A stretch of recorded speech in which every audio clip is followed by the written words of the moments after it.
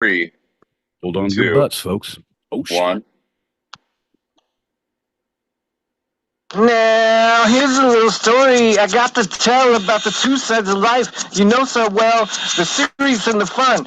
Obviously told by John L. Peacock and my boy Pete. They have a little podcast named Two-Sided Pod. Don't leave now, it gets better after a few shots. For Brooklyn, San Diego, they run this land. The sheriff's posse's on their ass because they in demand. One lonely listener you might be.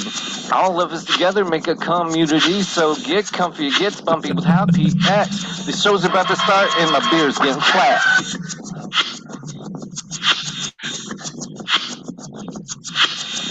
You're listening to Two-Sided, a live recorded podcast where each week I challenge Pete with a bit of the two sides of life, the serious and the fun.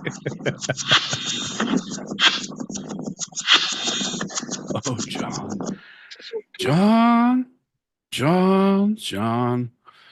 I tell you what, you never cease to amaze me, sir. Just when I think you can't get any worse, you go and do something like this, and we're on the air at 8:04, folks.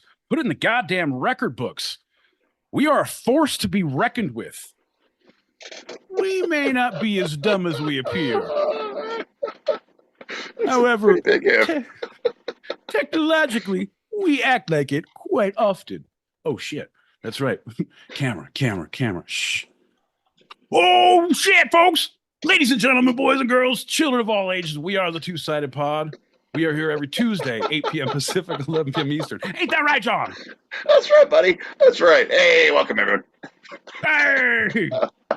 Now, you might be asking yourself, how did I get here? Well, one may ask a lot of questions tonight, but one may not get the answers they're looking for, which leads us to my next question. John, how are you doing today, bud?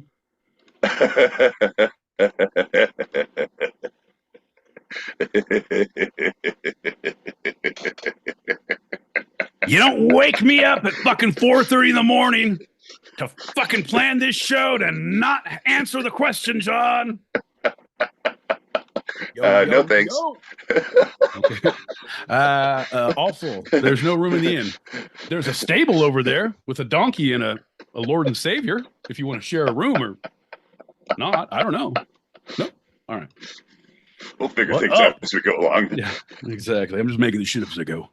Ladies and gentlemen, we got some folks here. Thanks for tuning in. We are live 8 p.m., 8:06 p.m. on the Tuesday. We got some folks here on the YouTube. We got Mona in. John, once again, you have never given me admin permission, so I do not see you unless you type something. If you type something, I see you. If you don't, you're like missed through a fence. You're like a fart in church. I don't even know where you're at. I know you're there. I can sense you, but I'm not sure where you're coming from. Anyway, thanks for tuning in. Ain't that right, John? Yeah, and also, this hasn't happened in a little bit, but I'm on private, so I can't even see the chat. So it's all you for the YouTubes tonight, my boy Pete. I don't know what you do with your life, bro. Like, you wake up in the morning, like, how am I going to fuck myself over today? Isn't it enough that the world is out to get you, John? That you've been dealt a hand of cards that have a ginger tinge to them, that it's just... It's an uphill battle, John. It's a Sisyphean task, and yet you, sir, sabotage your own self. Well, I'm glad you can put that in private so you can't see the comments people are saying right now. Holy shit. It's heavy. Like, everyone is here. Like, it just blew up. There's like 40 people here. Somehow there was like the bat signal. John can't see? Fuck with him. I'm like the car that cried alarm, you know? Exactly. You're like the stone pusher who called Sisyphus. I was just pushing rocks like everybody does, and all of a sudden, John. Well, I think that's a good time as any to do a shot, don't you? Oh yeah. Oh yeah. Oh. Oh, and we got some packets here on our stereo. So anyone who's watching live on YouTube, you can type in your comments here. We're also live on the stereo streets if you want to leave a voice message, where some people do. If you can't catch us live at either one of those, you can catch us on all the socials. Our handle is @2sidedpod. There you go. Yeah. I was going to put on more words pod because we like social medias underscore Just the way and they are. the way they are. Nothing needs to change here, bud.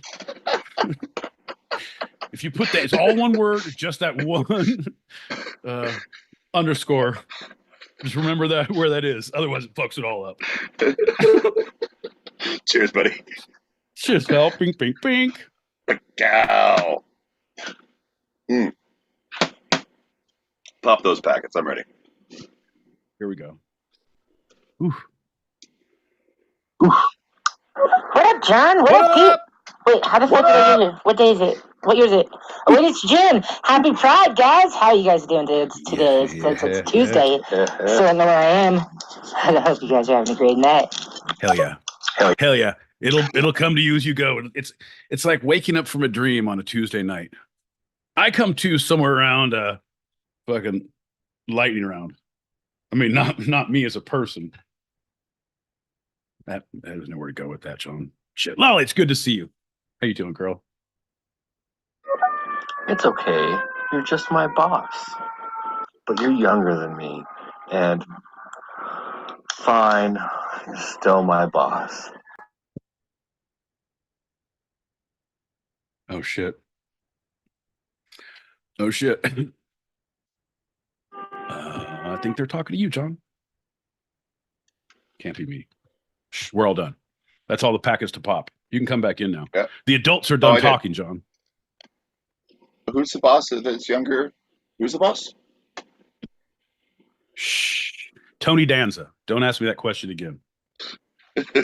Hey, Angela. Well, speaking of the boss, let's start. Howdy.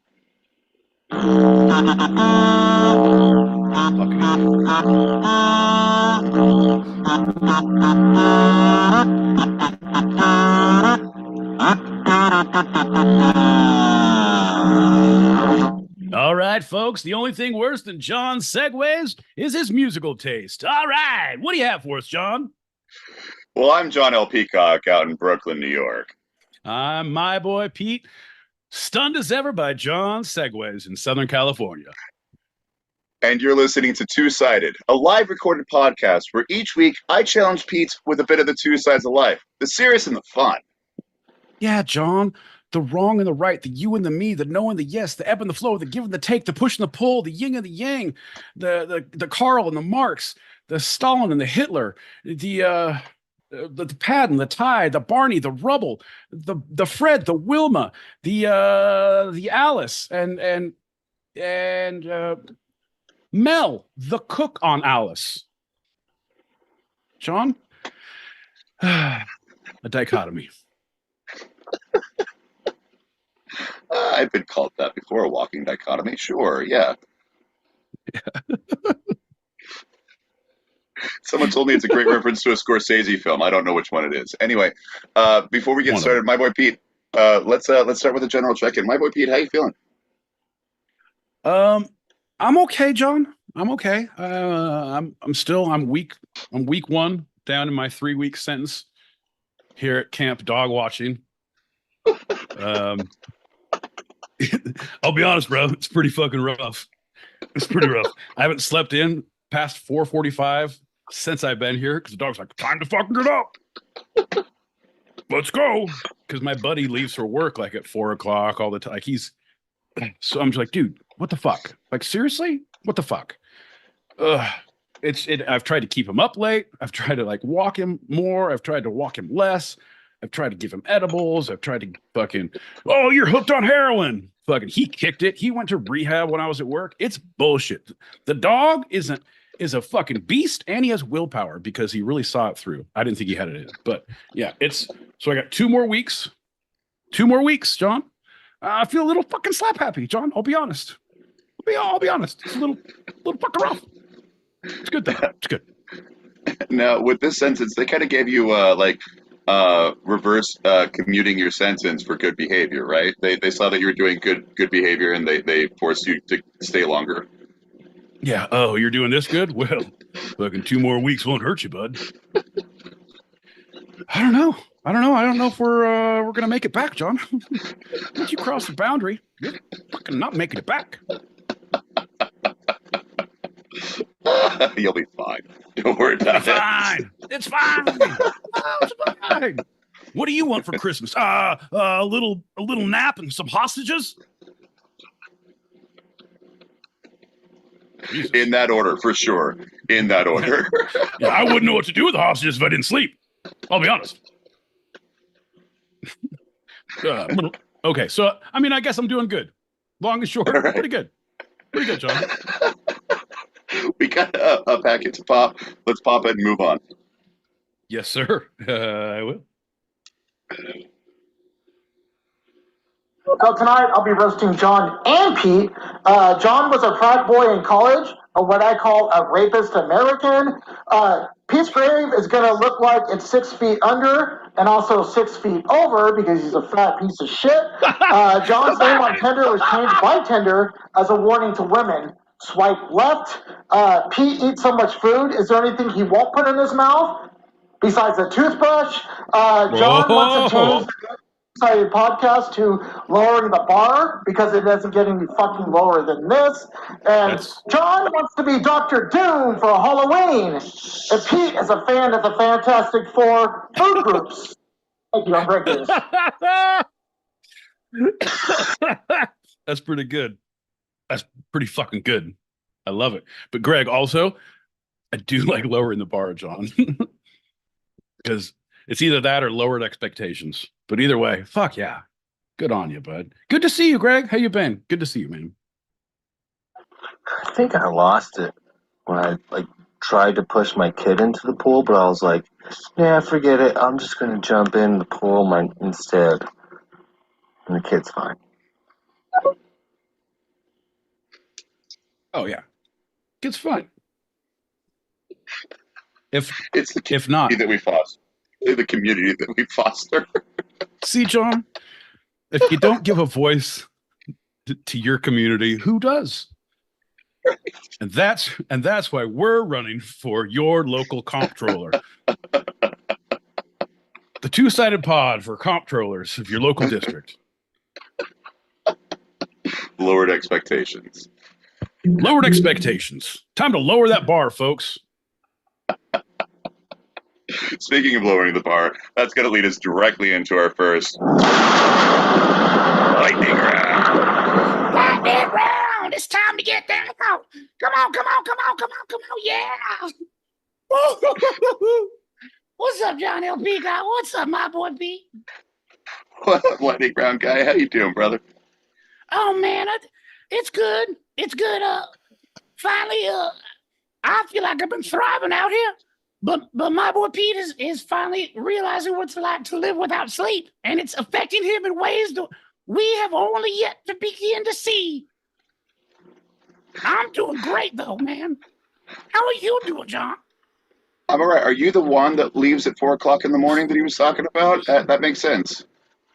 Oh no, baby, I've been up since the day before. I don't go to sleep till everyone's out of the house. I go through all the drawers and cupboards, and then I find a real quiet one, and I fall asleep in it till everyone gets home. And then I'm up for 2 days. Boogity boo! That's nice. Do you prefer drawers or cupboards?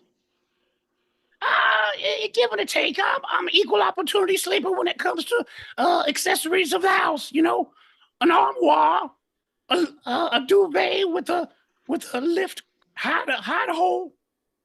Hide a hole. I love those. Hide a hole. I'm not familiar with those.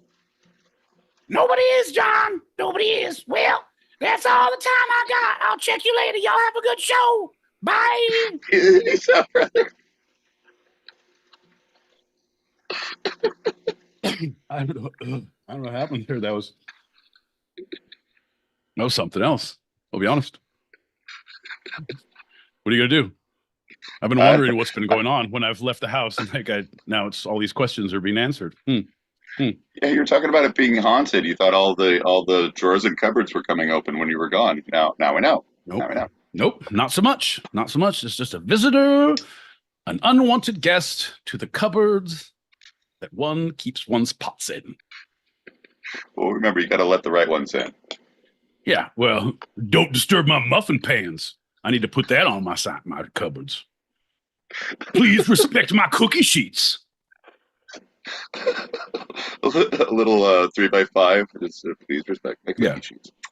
I'm saying. Well, think about food for thought, John. Anyone who's anyone knows that the first lightning round of the episode is always a standard Q&A. My boy Pete, are you ready for the questions? I'm ready, John. Let's do it. All right, let's just dive in. My boy Pete, what is your take on pornography? I'm all for it, John. I mean, are you buying or are you selling? Or what are you looking for? How can I help you? What was the question? I'm sorry. What? No, I think you thoroughly answered that one. All right, fine. Yeah. Am I willing to model? Yes. Have I before? A little. Have I taken pictures? Oh, of course. With everyone's consent? Probably.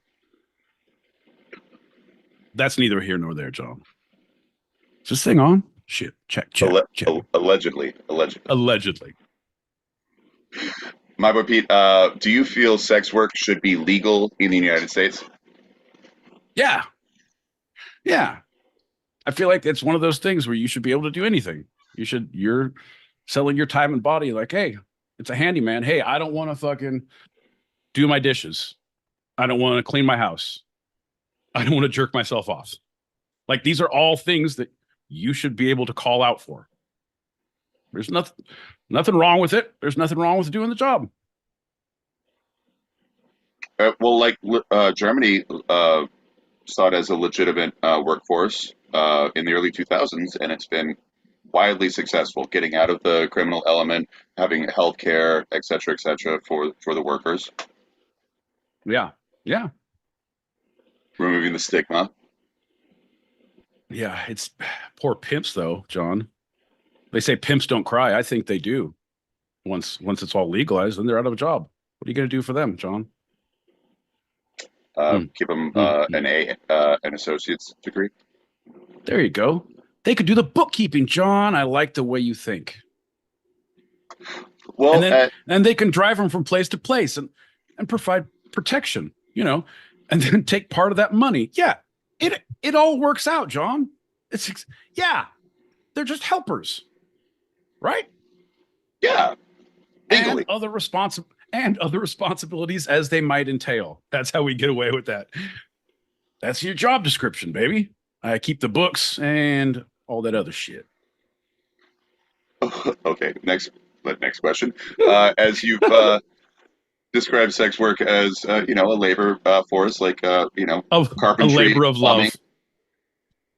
I do it because I love it, John. I mean, that's the thing. You wouldn't work a day in your life if you do what you love. Oh shit! You wouldn't work a day in your life. I don't come down to your job and I don't come down to your job and slap the dick out of your mouth. Why are you down here? Holy shit! My operating room. Well, all that. My boy Pete, do you feel sex workers should unionize? Oh, I think.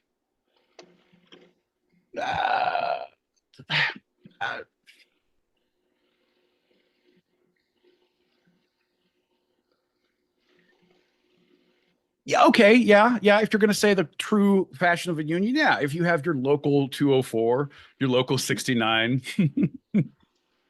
your local 333. Yeah. Your local. Yeah, okay. There's jokes there. I can't figure them out yet. 241. But yes. 4-in-1. Your local 4-in-1. There it is. It just took me a second.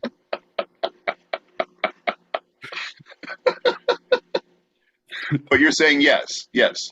I'm saying they should, but as long as you do it like, you'd have to do it like unions because it'd have to be where the region is and what the economy is and how it is, because you can't have a local union standard. It wouldn't be like prevailing wage, because then it's like, oh, you couldn't have the same thing in Brooklyn as you could in Omaha, that you could in Ohio, that you could in, you have to have, it's all about market value, John. Is when we look at the trending net gain of selling ass in these local rural economies, you'll see it juxtaposes with the point that we're trying to make, that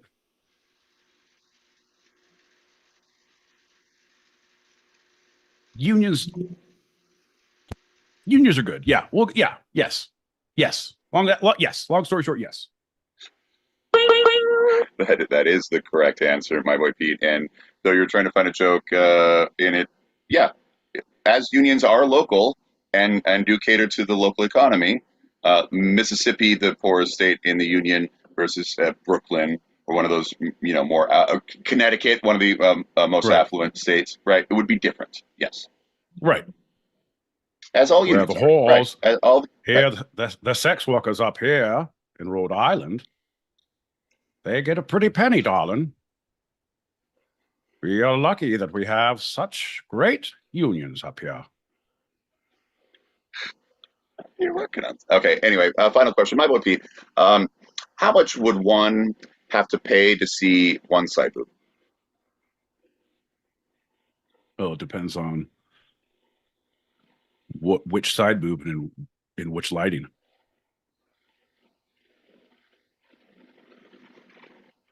This is your side boob. Oh, this is my side. No, this is for, it's mainly for the children. It's everybody's side boob. Yeah, you can see it on our paywall sites. There's an episode on Behind the Music that it's highly featured. It actually broke up many a band. Yeah, it's true. Ringo is okay, but the rest of them, screw him. Right?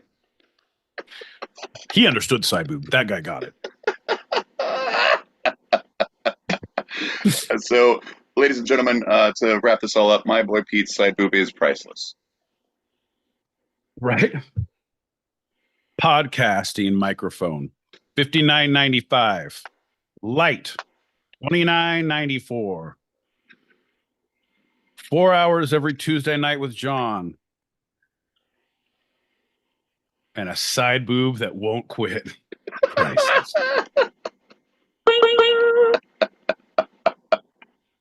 All right, we got one packet to pop. Let's get to her for a second. Fucking guy. Get a shot ready. WD-40 is a cleaner, not a lubricant.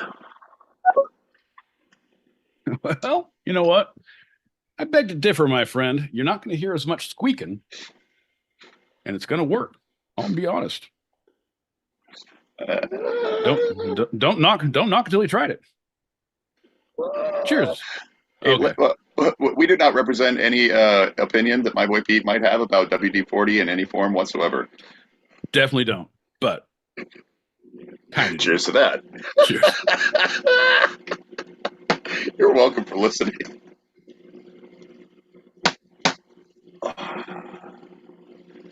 Because we're going to talk about the life and works of Stephanie Gregory Clifford. Say that one more time, you cut out. We are going to talk about the life and works of Stephanie Gregory Clifford. Oh. All right, we're going to talk about Stormy Daniels. And everybody, don't act like you're high-roading me like you've not looked up one of her movies or some of her pictures in the last fucking 2 years. If you have, and you're a liar if you say you haven't. You're a liar. I know you have. My boy Pete, I'm going to default to you on this one. 2 people immediately responded with some voicemails. Should we hit those first because it's before we actually started the segment, or will it derail us? We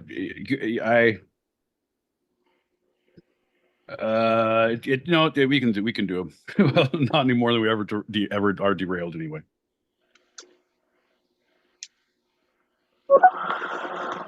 It's a heads up, man. I love you guys. Nice to see you, Pete. Yeah, brother. Yeah. From you, John.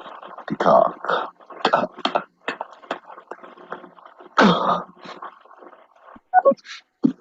Echo, echo, echo.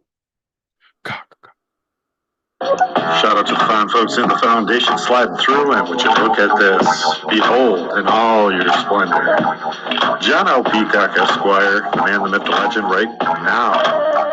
Grab that shot. My boy Pete, I'm looking at you. You got what it takes. Let's do it, fellas. What up, Dub? Always good to see you. Always good to see you. Always good to see you. How y'all doing today? What? What up, Connie? What? What? Show your ass. My man. A pleasure. Shout out to everyone out in the foundation. We got the Foxes, we got Dub, we got Julie Prunes, we got Faith, we got Country, we got JD, we got Vivi, we got Lolly, we got Muse. Muse with your broken ass mic. I love you, brother. All right, back to you, John. Meanwhile, back to your regularly scheduled programs. Well, I heard we were supposed to do a shot to the segment. Jesus Christ. Well, that's going to lead us right to our next shot. My liver started salivating when I heard Dub. Yeah, that's bile, baby. Cheers. Cheers, everyone. All right. So, Stephanie Gregory Clifford was born March 17th, 1979, in Baton Rouge, Louisiana. Her parents, Sheila Gregory and Bill Gregory, divorced when she was a toddler. She was raised by her mother in Baton Rouge, and her father had little involvement with her upbringing. I can understand that. Stephanie was a member of the class of 1997 at Scotlandville Magnet High School. She graduated the top 10% of her class. She took college classes in high school, was the editor of the school paper, and worked at a horse stable, eventually earning a veterinary. Horse stable? They could have seen that coming a mile away, John. A horse stable. Well, she got her a veterinary scholarship to Texas A&M and was accepted to there and several other colleges, but decided to become a stripper instead. Fuck yeah, John. I'm telling you what. If you got those, come on, you got to do something with what you've been given. Like, do I really want to go and learn more? Or do I want to keep doing coke? Or make a whole lot of money. Yeah, but come on, John. I don't know. Go ahead. Anyway. Okay, so she was 17 when she first started stripping, and already called Stormy in her daily life. It became her stage name. She sometimes went by Stormy Waters before taking inspiration from Jack Daniel's whiskey to become Stormy Daniels. She worked her way up to headlining at strip clubs and then started working in pornography as well. Hell yeah. Come on, man. That's awesome. Yeah. She's part of the workforce. That's what I'm in awe of her, by the way. This is there's no she worked her way up. Let me if you like her, I got some fucking stars I'm going to show you. Asia Carrera, Violet Blue. You'll be very impressed with what those ladies can do. Workers. Hard workers, John, I tell you what. Anyway, so since making her first pornographic film in 2002, she appeared in a lesbian scene. Daniels has climbed to the pinnacle of the adult film industry. She's been inducted into 3 Hall of Fames and received numerous awards. I got the double 69er of the year. It's this one. It's the moistened Oscar. John. So the VMAs, they have them in Vegas every year. The VMAs, the AVN of adult. I was like the VMAs. What the fuck? in Vegas right before CES. So every year when I was going to CES, we'd overlap, and so you'd see like the fucking fantastic, and it The was final just awards. the final awards, and it made Vegas like a very special place for a couple days of overlap. Like just holy shit, everywhere you went, holy shit, fantastic, hard workers. In addition to her hard working in acting, she's a successful writer and director in the genre. Among Daniel's films are Good Will Humping and Space Nuts. Hell yeah. Yeah. Shaving Ryan's Privates. That was a great one. I like the war themed ones. She wrote, directed, and starred in the award winning Wanted, a Western epic. And she brought her equine interest into Unbridled, a film about equestrian competitions that she acted in, wrote, and directed. And I'll have you know, I offered to fuck the horse, but they said, we don't need that right now. So pretty much very well rounded. And that was her first AD. That was just some random guy. Exactly. Holy shit. Oh, Jesus In Christ. addition to all that, she made appearances in mainstream Hollywood films, including 2000s comedies The 40-Year-Old Virgin and Knocked Up. She also dabbled in politics and previously declared herself to be a Republican before becoming a staunch Democrat. Well, there you go, John. That's pretty good. That was awesome. That's where it ends, right? You're going to stop there because. Oh no. There's plenty of fun stuff going on. Okay. All right, bud. Okay, so Wicked Pictures. We all know about Wicked Pictures. For years, Daniels was a contract player with Wicked Pictures, which is a leading brand in adult entertainment. And she's currently married to Glendon Crane. Prior to her current romance, Stormy tied the knot with pornographic actors Pat Mine from Ot 3.5 and Michael Mosney from Ot 7.9. She married Glendon in 2010 and gave birth to their daughter a year later. She falls in love hard. What can you say? I know people who get habitually married all the time. The only difference is that she fucked them first on camera and then married them. Well, right. Her previous marriages were adult stars, film Right. stars, but Right. her current one from Not 2010, Glendon. Not Glendon. right? Yeah, not Glendon. Because And that's has a kid. love. She's a mother. She's still married to him. When she wanted to have a child, she coordinated with the studio to ensure that motherhood wouldn't overtly disrupt her career. Before getting pregnant, she made twice as many movies. I look back at my mom and I can always say she thought ahead. She said, which ensured oh, Jesus. So, okay, what was the timing on this? Still that's awesome, but it's like planning for. So it's 2010. She knows this is the guy she wants to marry, be with, have a baby with, do the mother thing. 2010. And she's like, hey, studio. 2010. Okay. I want to make sure. When does she have? And then when does she have the baby? So she makes, a lot of movies. Holy shit. 2011.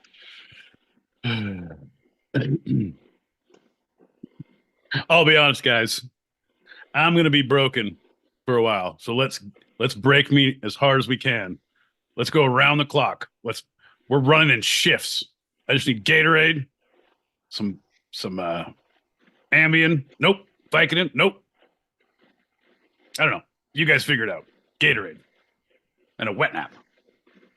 Well, Jesus. In the union, you get a whole lot of overtime right before you go for maternity or paternity leave.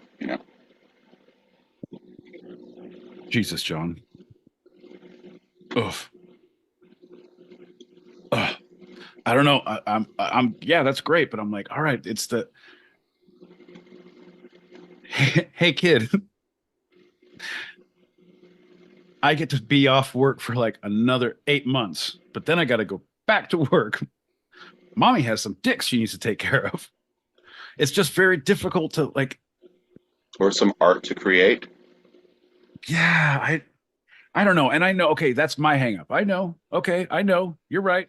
You're right, because every stripper I know has a kid. Like, and it's okay, they're people and you have to support the things and do the things. And so making Yeah, the kids are bored people, is just right? Yep. not well, not really. Kids are fucking animals. They wake you up way earlier than dogs, I heard. No, thank you. No, thank you very much. I'll take a fucking dog any day. You say I can This put re- them in the yard and no one's gonna complain. this reminds me. Fresh Prince of Bel Air. Will Smith takes his father to a strip club because he wants to get rid of him, and he's like, "This is what I'm into." And the father's like, "I get it. I'm a construction worker. I use my hands to work, and they use everything else to work. It all makes sense. It's this. It's still work. It's still a honest living. It's a Yeah, paying wage." it's a paying wage, John. It's a pain. Yeah, you know what? That's just like, yeah, you're right. I guess it should be legal for anyone to get paid to do anything then, That doesn't harm right? someone else. Like, if you're thinking Right. B&E, murder, those kind of things, that's No, that's no, no, different. no. No, 100%. You can't do that. Those are man's laws, though, John. We don't live by man's laws. Law dog. You don't fly around here, law dog. Now, No, I know, yeah, no, you're right. Go ahead. Now, what do you know? I'll be interested to see what you know. that you are knowledgeable about the production company Digital Playground.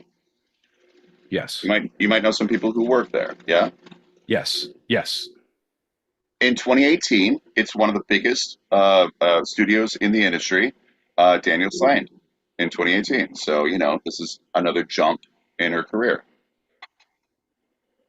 It was, yeah. And that was 2018. Yep,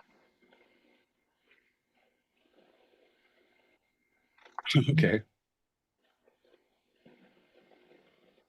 that's it. See, That's all but you got. no, I was like, I'm putting it together because like I took you. Did I take you to the party? Yes, you did. And this is Yeah. a, Okay. a, a Yeah. corporate party, right? Yeah. A corporate party. Yeah. Yeah. Yeah. Yeah. Yeah. Was that, and Because what year was that? not 2018. It was some years Yeah. before. Yeah. Okay. Yeah. That was awesome. What's the That was statute of fantastic. limitation? Yeah. Oh, man. We're cool, right? What year is it? No, we're good. No, no. It was a great corporate party. It was like a fundraiser, and you knew some of the people who worked at the industry or at Digital Yeah. Playground, and it was Yeah. a fun LA party. It was one of the only ones I've ever Yeah. been invited to. Thanks for inviting me, Pete. Yeah. We went to it was an art show, but they were also doing a fundraiser and selling cocktails. And then uh the talent, the performers would do like naked hula hoop or jump rope or twister or something. Like they do a little like game or something. Yeah. Yeah. So it was cool. It was fun. But then we got to go up into like the office and smoke some bowls with everyone as they're changing and getting ready. Like, oh, you guys want to go out? What are you doing? Like hang out up there, which was fucking pretty awesome. VIP because you had an in. Yeah. Yeah. They So were people then. Okay. Yeah. All right. Okay. You're right. and so she 2018 got signed with that amazing company. Okay. Okay. Ahoy hoy. So that is I got a little bit about what happened this month. See, you don't need to get into that. You don't need to get into that because I feel Okay. like that's everyone knows everything that they need to or need to not to. It's like, yeah. it either did or didn't happen. There was sex or there was not with someone on trial who finished the trial. But God bless her, she made herself a name again. Well, and kept her composure and had to go and recount things that she says were quite traumatic to her, which always sucks. Right. And that's something, another stigma, like people, women or even men who come forward with any kind of abuse or manipulation or coercion in this way and have to recount it for a lawyer that then goes against them. And she kept her cool and was able to say, "You're trying to make me admit something that is completely untrue," et cetera, et cetera. Right. She was able to go through that. Right. Yeah. Yeah. Yep. Yeah. You're right. John, have you been watching the Karen Reed murder trial? Because that shit is televised. It picks up again tomorrow. We had today off, but we're getting down to the nitty gritty. And I don't know, John. I think there's reasonable doubt. It looks pretty good, but I think there's reasonable doubt. I don't know. I'm not sure what you're talking to, but that's the end of this wonderful segment on the life and works of Stormy Daniels. All right. Well, John, that was pretty good. That was the life and times. It was the best of times. They were the stormy times. It was the two-sided times. Folks, we are the Two-Sided Pod. We are every Tuesday, 8 p.m. Pacific, 11 p.m. Eastern. It's 4 a.m. Greenwich Mean Sandwich time if you're across the pond, where we talk about such things as Stormy Daniels and John's next topic. Folks, if you can follow the through line, the first topic was Stormy Daniels. The first topic was Stormy Daniels. The life and works, as I've done with many artists in the past and will in the future. We got one. We got a lot. You pick what pockets to pack, and we'll pack them pockets and peepity poop. We'll run through them, yeah. I know you're not gonna play this message for a minute. What up, John? What up, Pete? What up? Does this count? The Two-Sided Podcast, the stereo thing. Does this count as a community service? Discourse community? I'll take my answer off the air. There is much discourse. It is a discourse community. Yeah.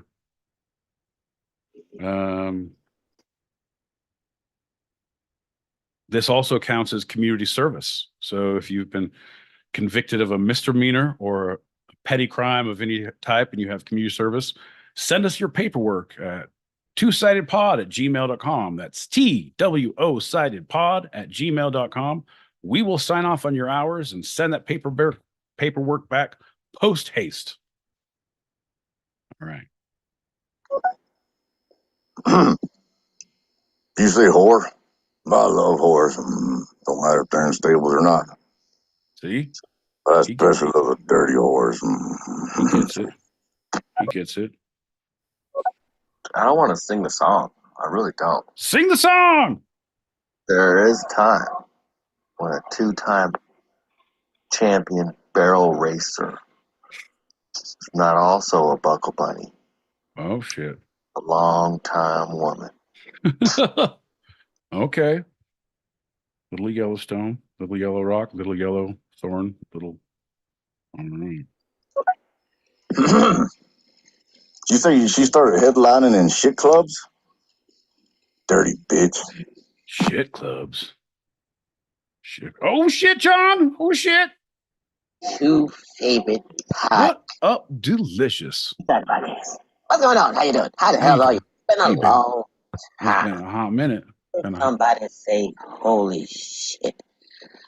That was probably the same thing the woman said who was sitting right behind Biden when he started loudly during a public appearance. I'm not going to go to Grand Plans. Holy shit.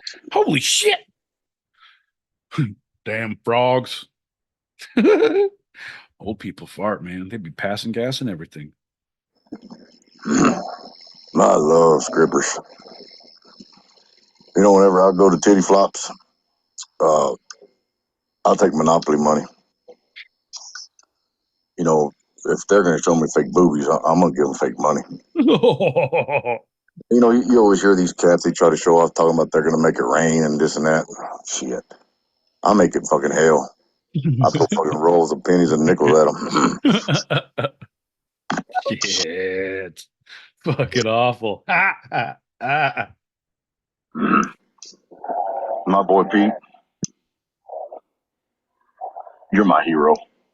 Dun, dun, dun, dun. Excuse the train in the background.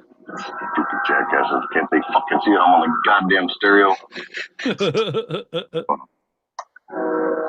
Can I go party with you one of these days? Hell yeah. Oh, bet your ass. Bet your fucking ass. You're my hero. Wow.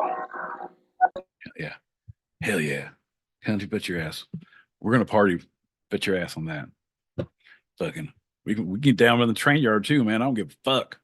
I'll drink anywhere. Fuck yeah. All right, John. We're all caught up, baby. Woo! I think that's time. We should do a shot. We should definitely do a shot. Cheers. Hey, shout out to Stormy. That's all I'm going to say. Shut up. Bink, bink, bink. The cow.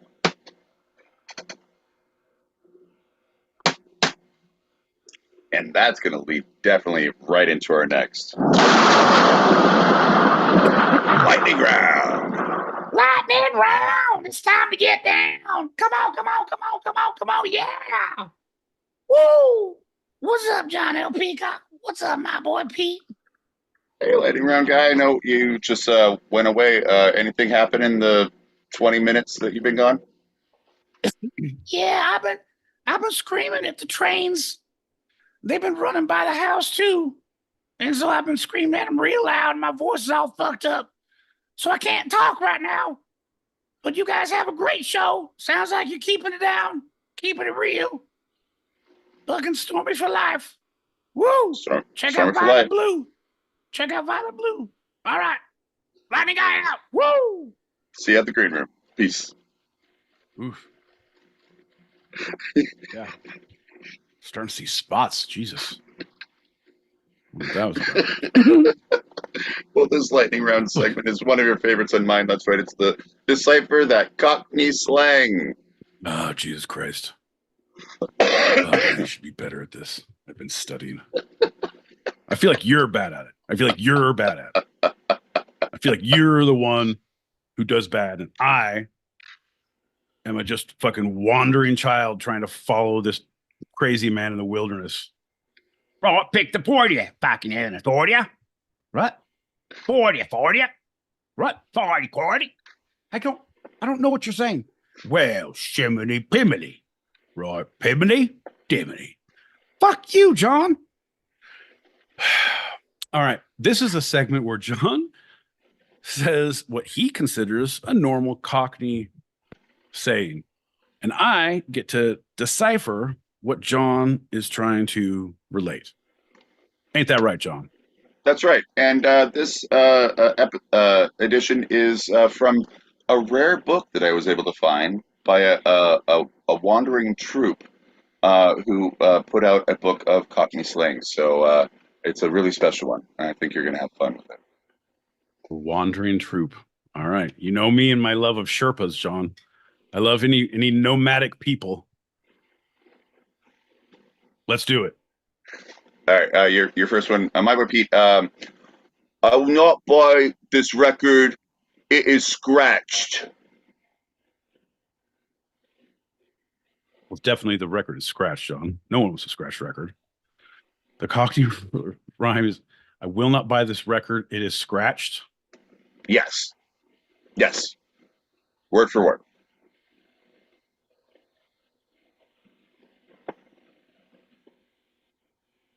Could you use it in a sentence? Wait, could you give me a point of reference? In what scenario would you say that? You walk up to you're sitting you're wearing your bathing suit. In a store? In a retail record store? More of a tobacconist.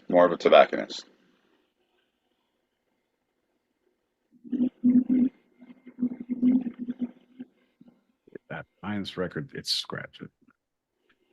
Yeah, I don't know. Fuck off. That's right. That's right. My boy Pete got it correct. Let's move on to the next one. The next phrase, my boy Pete.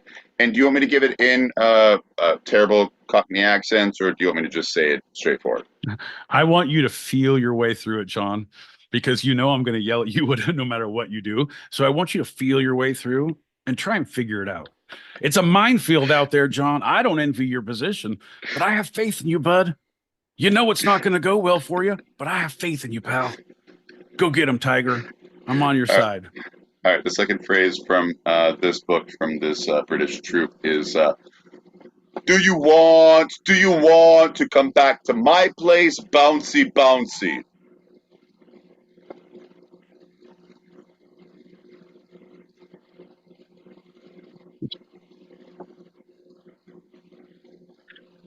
So was that your normal voice? Were you having a stroke, or was that Cockney, or what did, I mean, I'm just asking for a friend. What did you choose there? I mean, choices were definitely made.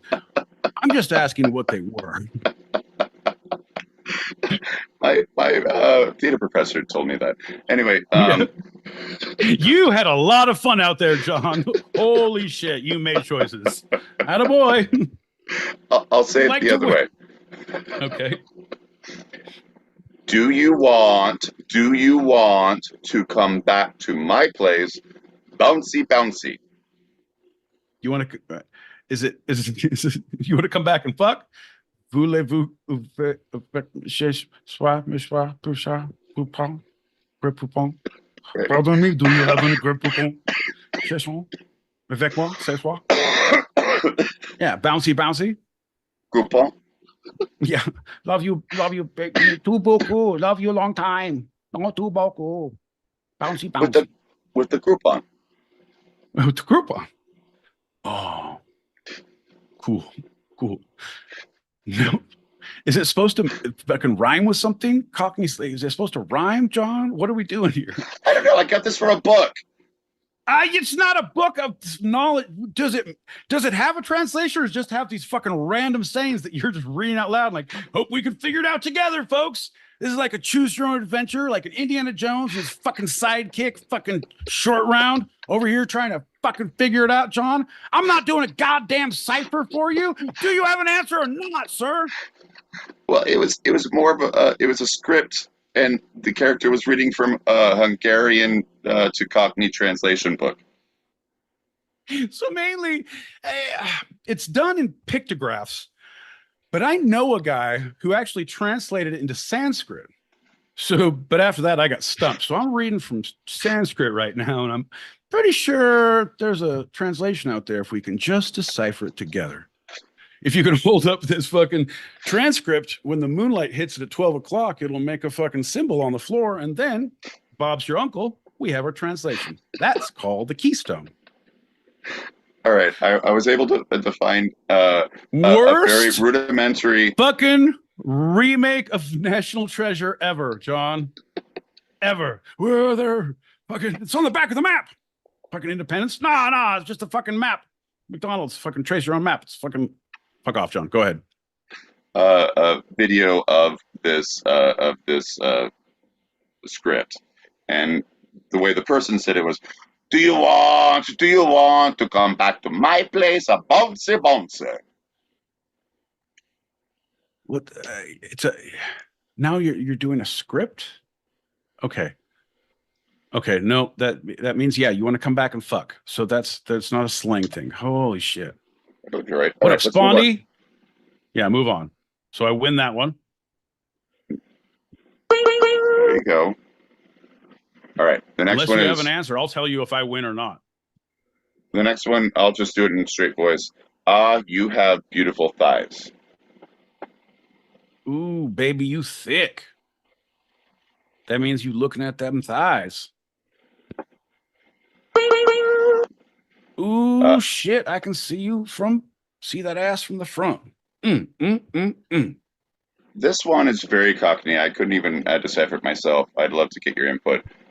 This one is, drop your panties. Sir William, I cannot wait till lunchtime. Drop your panties, Sir William. Drop your panties, Sir William. I cannot wait till lunchtime. He's gonna fuck Billy at lunchtime. Like start your engines, rev them up now, Billy. I'm off at noon.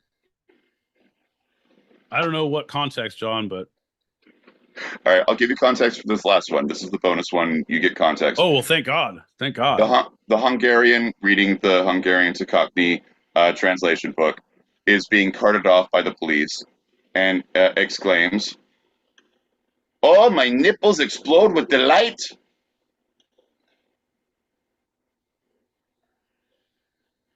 Yeah, that means I'm scared as fuck. Yeah. Yeah, That's the first one you got bad immediately. translations, John. Yeah, but you're an idiot. It's the Cockney slang. You're a fucking idiot. Holy shit. You're an animal who must be put down in the street. You are the reason for retroactive abortion, my friend. There is a special. I'm not done yet. Close that slack jaw. You're catching flies, John. The way I see it, pal, we've only just begun. Censorship is what you need in your life. You, sir, need boundaries. Like a fucking child in a bowling alley, you need bumpers. All right, well, maybe you know this is true. I don't know. Like, okay, the gospel according to Montai Papan? Yeah, I've never heard of them. Yeah, me either. Anyway, let's move on. Censorship.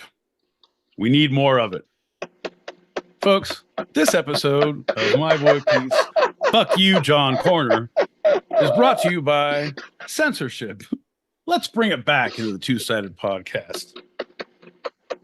Why? Because fuck your couch, John. That's why. Censorship. My nipples explode with delight. We have one packet to pop. You scared him off, John. Everyone was fucking confused. They're like, we don't want to get in Pete's ire right now. He's just unloading on anybody who calls in. Fuck, he's on a tyrant. Tear.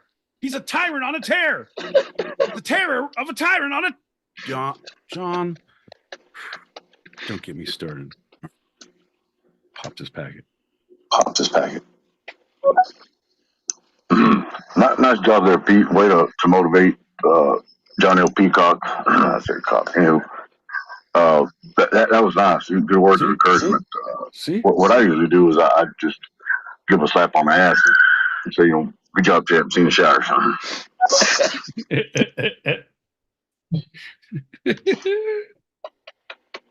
Oh, I love it.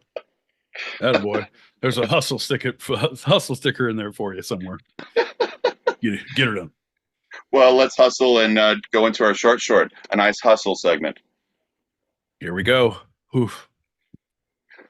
So for these short segments, I will put 5 minutes on the clock. I'll introduce the segment as precise as possible, read excerpts from a single source, and we talk till the timer goes off.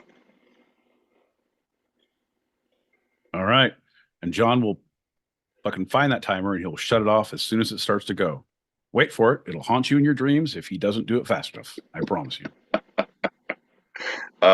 Before we start, the title is a paranoid is someone who ... Are you ready, my bookie? Oh shit! This is about me, isn't it?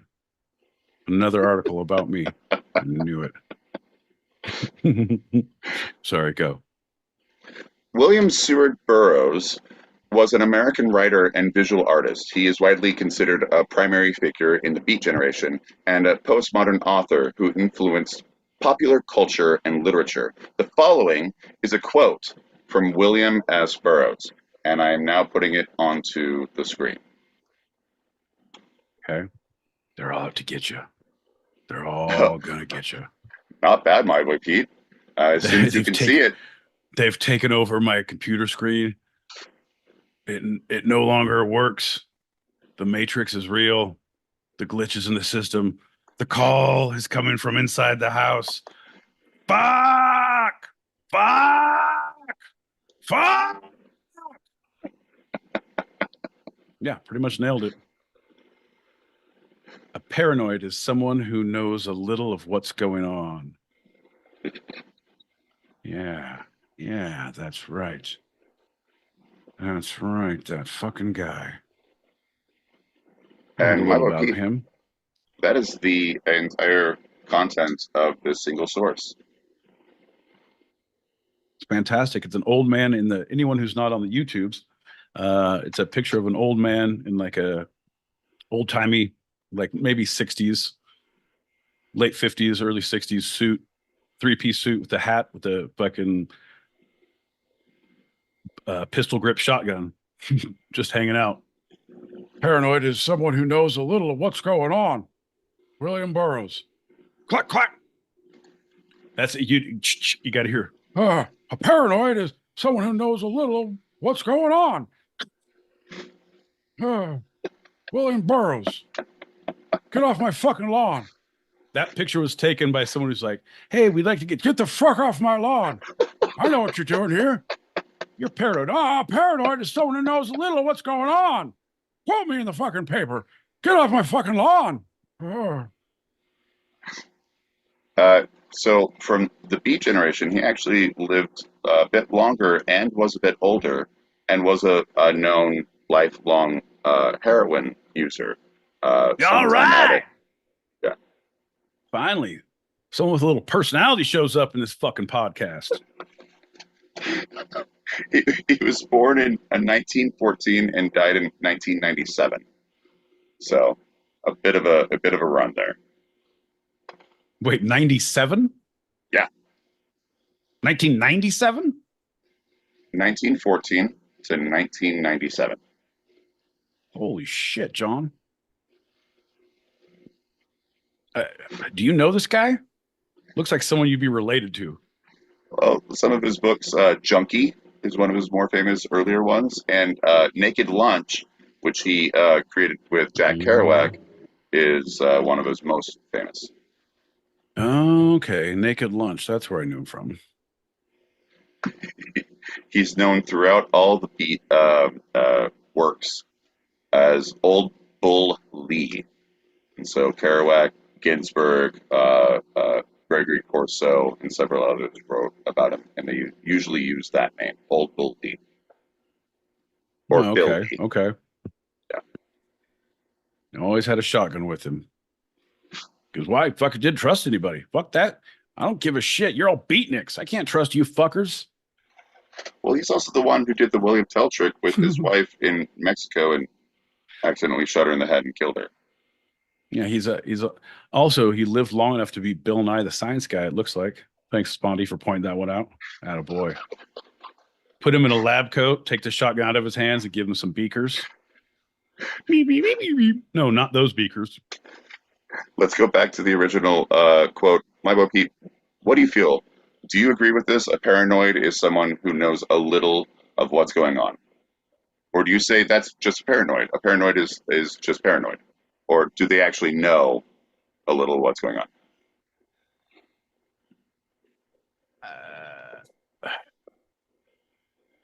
I think it's one of those Venn diagrams where it's, yeah, sometimes there's overlap, but paranoid, sometimes they know what's going on.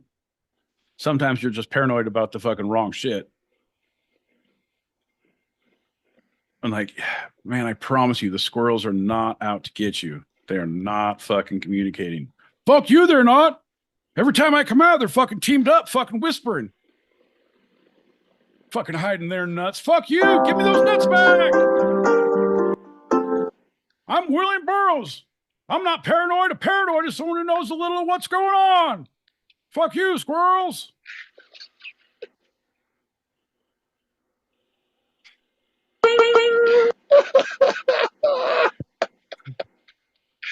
All right. Thanks, William Burroughs. I thought you'd like that one. That was good. All right. So far, we're going down all my favorite vices. Second segment, a paranoid heroin user who writes to fucking beatniks. First segment, sexy time. Second, heroin paranoid beatnik writer. You guys seeing what John's putting down? I think John had a tough week, and John is having a little cry for help, folks. Let's see what the third segment is and see if we can round out this fucking cry in the dark. We can lend a hand for John's aching heart. Bud, are you okay? Let's see what happens. Could be totally off base. We're going to pop this one more, and then let people know what happens if they put in messages after this. I swear to God, if you put in messages after that, there's a special... Oh, no.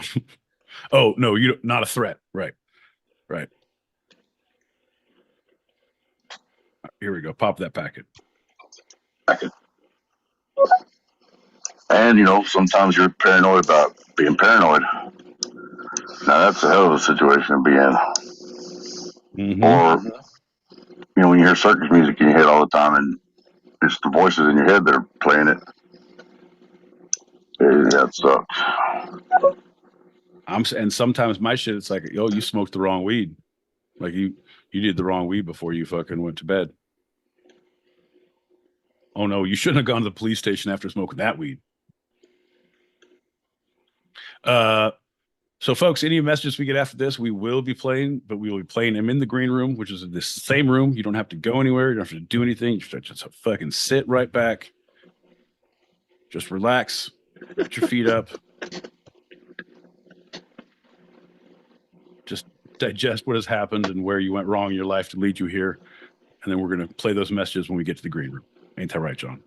That's right. And before we jump into the green room, we're just going to finish it out with this final segment, which is about Claudia Sheinbaum Pardo.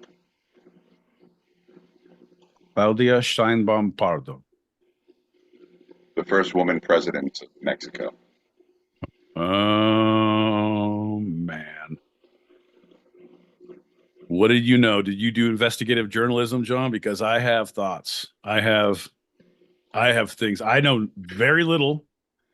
I know very, very, very little, but I have theories already, John. Oh, do you? Oh, yeah. Want to hear them? Yeah, jump right ahead. Let's do it. Yeah. I don't mean to fucking... If you're going to say this in the research that you figured out, I'm going to say, I knew that. Me too. This is such a tumultuous presidential election. They had 40-something people get killed during the cycle of candidates get killed during the run-up. People during campaigns and on the streets. But somehow it's the first woman who's elected, and she's untouched, unharmed, goes against everything and miraculously wins. I'm like, I think she's the new queen pin, John. I think she is being supported, and she is the reason. I can see it now. In like 3 years, there's going to be a Netflix special when they take her down, and it's the rise and fall of the queen pin. El narco.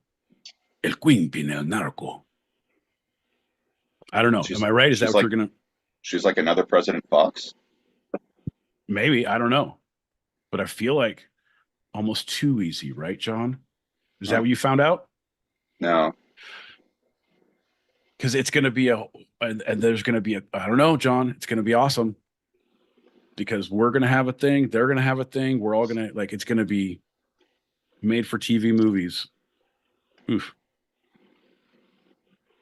Well, before becoming president-elect of Mexico, as the first woman and the first Jewish person to be elected to the post, Sheinbaum previously served as mayor of Mexico City from 2018 to 2023 before stepping down to run in the presidential election.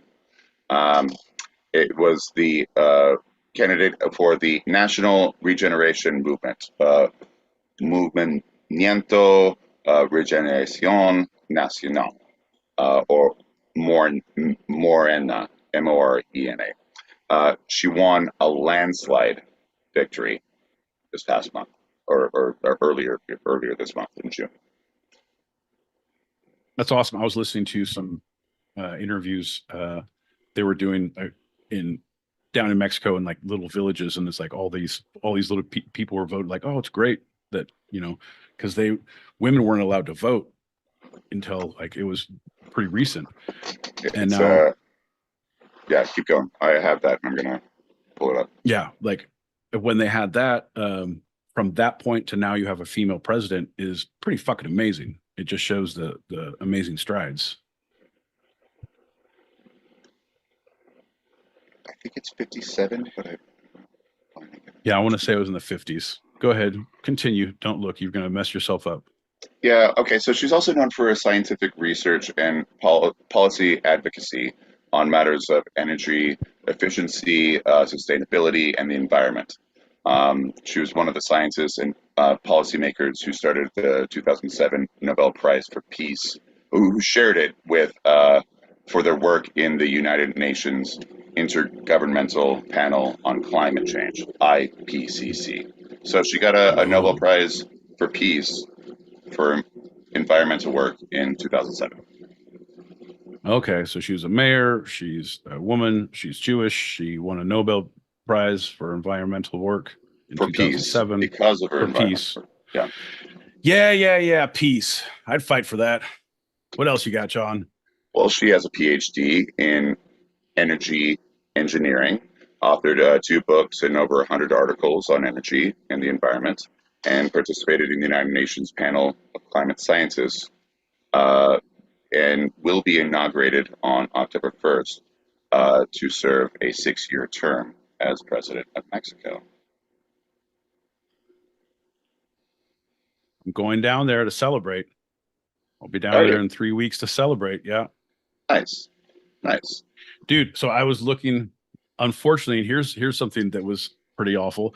I looked at our fishing charter, and they had one of the things was for election day. It was this last weekend. Yeah. They stopped on Friday night.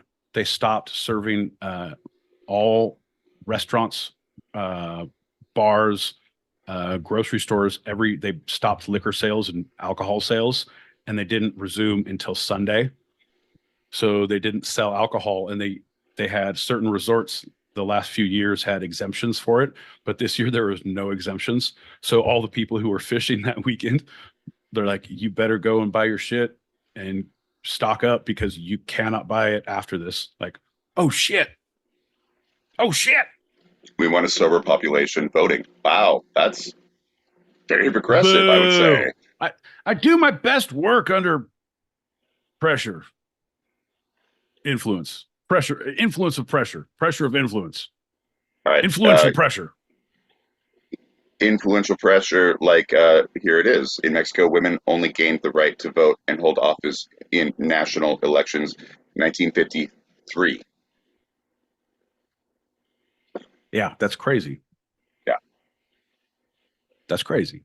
Yeah, we gave it to them in 20s. Yeah. 14. You give them an inch. Yeah, Mexico's like, oh, great, you did it, and now they're going to want it too. So 71 years later is... Ay, Dios mío. We don't have to do the math. So from 53 to today, 71 years, highest office held by a woman. Yeah, now America's like, now we got to do it? Oh, man. This is something I didn't know until researching it. Her primary competitor... Xochitl Galvez was also a woman, and so it was. Dude, it's about that. The thing is, they're way ahead of their time. I think it's overdue. Like, I'm not saying everyone needs to, but there's a lot of women are by far they're a lot better. When you look at candidates, like, man, they seem just a lot better in a lot of ways. Yeah, a lot of ways. Got ideas. Yeah, crazy. John, to be part of the establishment. All right, I see you're waning a little bit, so I'm just going to wrap a bit of this up instead of reading. There you go. Her maternal grandparents fled Germany to escape the Holocaust. She was born in '62 in Mexico City. So there's the Jewish and the Mexican ancestry. She is not really known as the first Jewish president, and a bit of the reason is because she is very secular. She says that, I'll throw a quote out there, I grew up without religion. That's how my parents raised me. Um, there was one more. That's right. No, forget it. So even Jewish publications don't say anything against it. They just don't really hype it up because she is promoting herself What as could we secular. say? But she is She's Jewish. secular. What Yeah. are we gonna do? She doesn't call. She doesn't write. I guess we won't claim her. Oh, Well, they claim her. They just don't go against her for not really hyping it up. yeah. She's got 2 children, a grandchild. Her partner, Jesus Maria Torriba, whom she met at university while they were both studying physics, is a financial risk specialist at the Bank of Mexico. And that's a little bit about our Mexico's first female president. That's fantastic, John. So we have a porn star. You were so excited about this. We have Paranoid. I'm just trying to get a through line, John. I'm trying to play your game, bud. Don't fault me for playing within your rules. We have a junkie who's paranoid, who writes to beatniks. And shot his wife accidentally while playing William Tell with an apple on her head in Mexico. Mexico. Yeah, but okay, so that was the very afterthought. All right. So now we're gonna throw that in. A junkie who shot his wife in Mexico while playing William Tell, who writes poetry for beatniks, who's paranoid. Huh? Fair enough? Sure. Comme ci, comme ça. Then we have the first female Jewish secular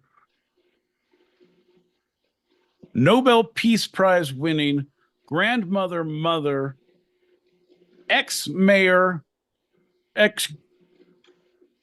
soon to be sworn female president of Mexico. Elect. Yeah, I think that's the word you were. Elect. Allegedly. No, elect. Elect. I'm the president allegedly. No, I mean elect. I mean allegedly. Some people might use that this year. Not her. She is elect.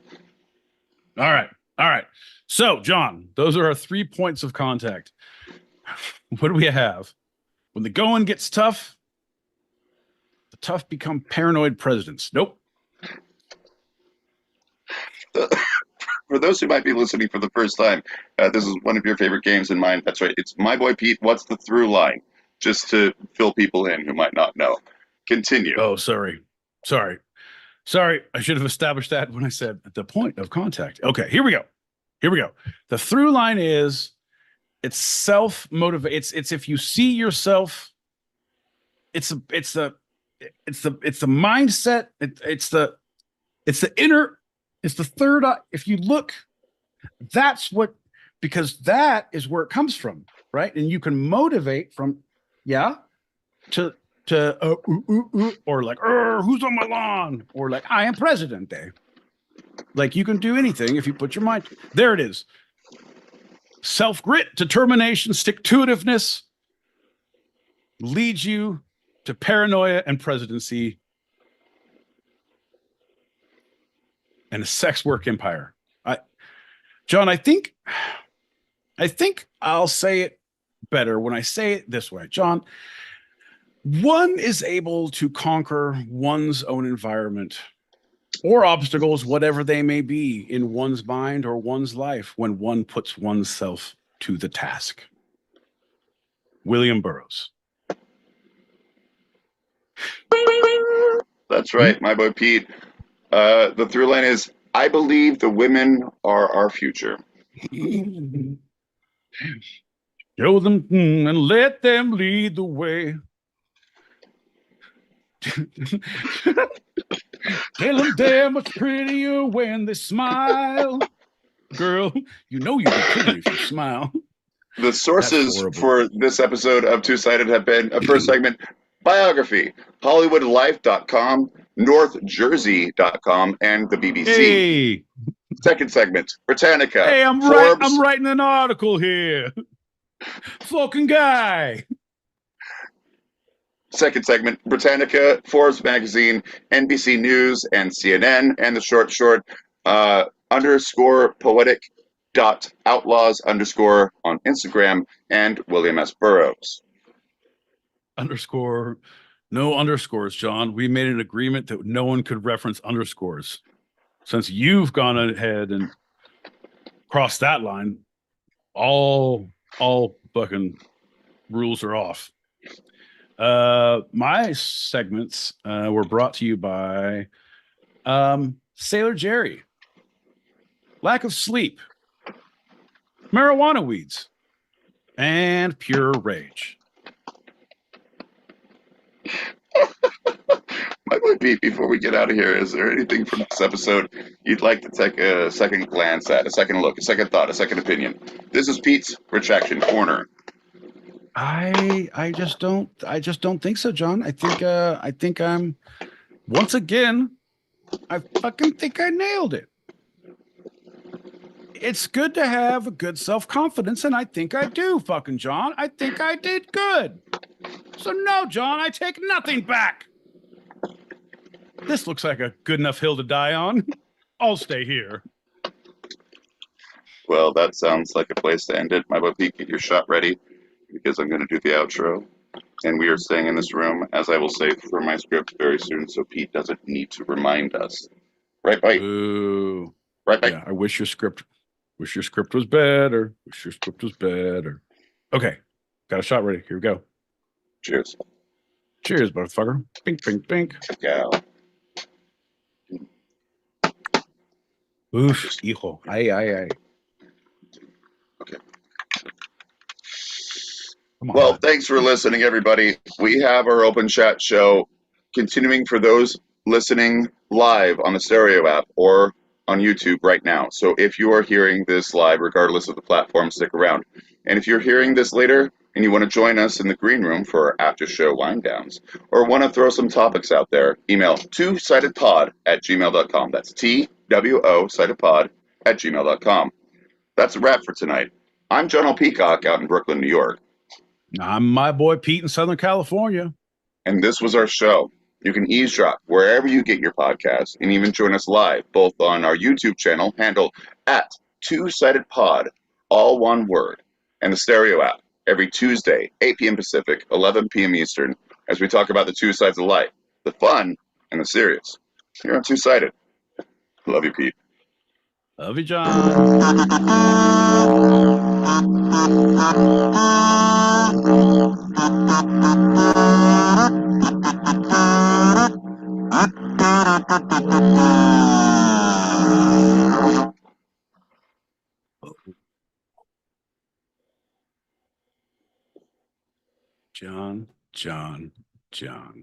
John. I tell you, bud, it's times like these that I weep for the future. Are we? And I think we're good. I'm going to say sure. Why not? Folks, we are in the green room. Woo! What's up, motherfuckers? We're in the green room. John is going to be right back. He has left us for a better place, greener pastures. We've put him up north to run in a field where he can run with other gingers. But he was real sick last time we saw him, Pa. Did he get better? Yeah, Timmy. We took John up to let him run with the other gingers in the field. That's where the gingers can be safe and free and frolic and make all the vitamin D they want. Ain't that right, John? Fucking John. John. Here he comes, folks. Ladies and gentlemen, boys and girls, children of all ages, I present to you now the man, the myth, the legend, your friend and mine, from the mean streets of Brooklyn, New York, John motherfucking Peacock.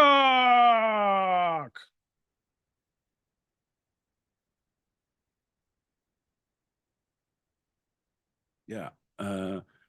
Fucking shoot the hostages and run for the hills, right? What are you talking about? So John, we got 6 pockets to pack, pickets to pop. Got to pock a picket or pack, boy. John is a pickety pockety poo. John, he has the attention of a small child and the bladder of a smaller one, but he'll come back stronger and in greater numbers. He frightens easily, but he'll be back soon and in greater numbers. Ain't that right, John? So, folks, let me ask you this. Here's a question for the week. What is the thing you're looking forward to the most this weekend? Like or if you have to work this weekend, when your weekend comes up, your next off weekend, like what is propelling you? Because I tell you what, I need to hear good things. It's just been a whirlwind of shit. And I want to hear good things to focus on good things. Mine is in 3 weeks and I need better shit. So tell me, tune in, because John's good things are iffy. It's like, oh, I went to a play reading. Oh, I had a nice glass of wine. I went on a nice promenade walk. Dude, all these bad things that I don't feel like are necessarily things to look forward to. I mean, it's good. I mean, I don't want to yuck anyone's yum by any means, especially not John's. Even though I do. All right, I do. I don't want to. I do all the time. I don't want to, but I have to. I mean, someone has to, right? And I know you're all saying, no, you don't have to. But if I don't, John's going to run all willy-nilly. Do you like if John doesn't have boundaries? Can you imagine if John if he didn't have me as a no man?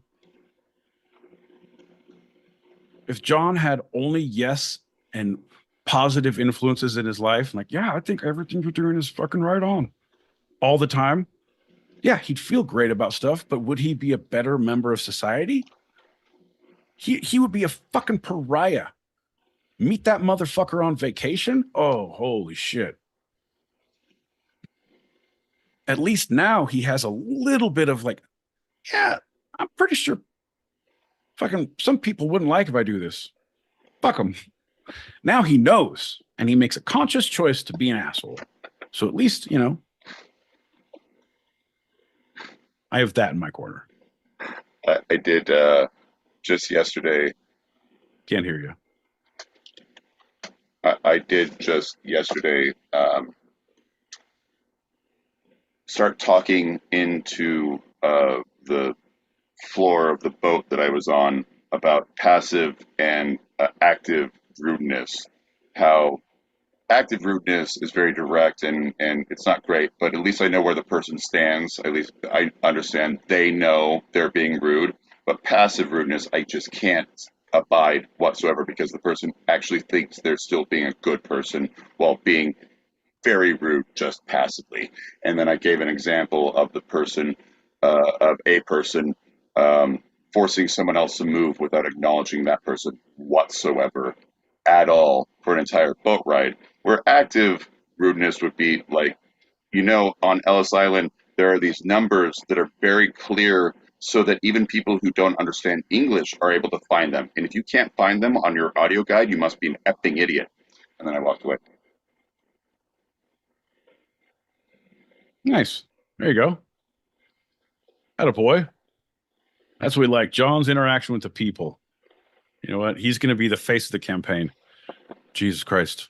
Fucking Mona Lisa is doing Freaking of Beats being released on Friday. And then she's in a competition called Karaoke, and she's one of the 2 finalists of a 9-week competition. If she wins Friday, she gets a fucking $100. And she's working on a new song called High as Fuck. Right on, right on. Yeah, Moan, I can't see any of this stuff because I got that stupid privacy setting. Shoot twosidedpod@gmail.com because I can we vote? Is it online voting or is it all in person? No, it's going to be it's karaoke. It's a live thing. Yeah, we're not voting. It's not going to be fucking, all right, dial 1-900-221-4 if you like high as fuck. All right. And if you like, who let the ginger out? Woof, woof. Dial 1-888-244-6, number 6. I think we got some packet spot. All right, here we go. Yeah, that's wonderful. That's great. Now we've got a communist in Mexico that is all out with legal immigration, and we also still have a communist here in Mallorca that's pushing illegal immigration. We're fucked. We're fucked. I think that's the problem is everyone's fucking. If everybody stops fucking, less people, less movement, less population issues. Hey, no more lockdowns. Instead, we're going to have a lockout where everyone has to stay 4 feet away from each other and stay outside at all times for like a year and a half. Fucking no kids, fucking lots of exercise, fucking health rates are going to go through the roof. Very little fucking. Only in fucking parks and shit, but we'll have park rangers out there. There'll be drones and shit. It's a whole thing, John. I have it figured out. I'm talking to Fauci about it right now. We're gonna get it going. Well, my boy Pete, you said allegedly president earlier, almost like it was a Freudian slip made by an American. So that makes me think, is it because the presidents in America are kind of allegedly competent? Allegedly. They just allegedly are, because it's choosing these guys anyway all the time. Preach. Holy shit. Allegedly. Women are the future. Motherfuckers. Yep. 100%. 100%. Like,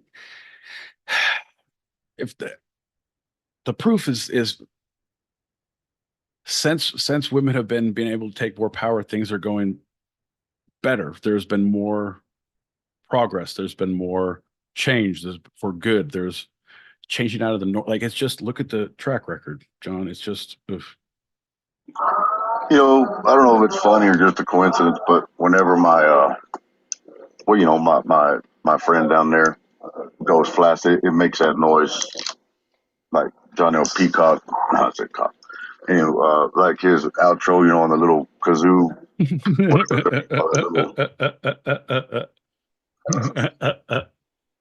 I'm a professional skin flaps myself, but you know what I mean. That noise, pretty cool sometimes. I wish you weren't so dramatic. Shit.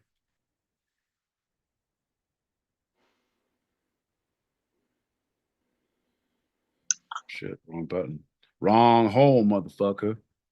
This is the green room? Oh, shit. Hold on. Let me pack them both. I'm not ready yet. Pack it up. Pack it up. Let's begin.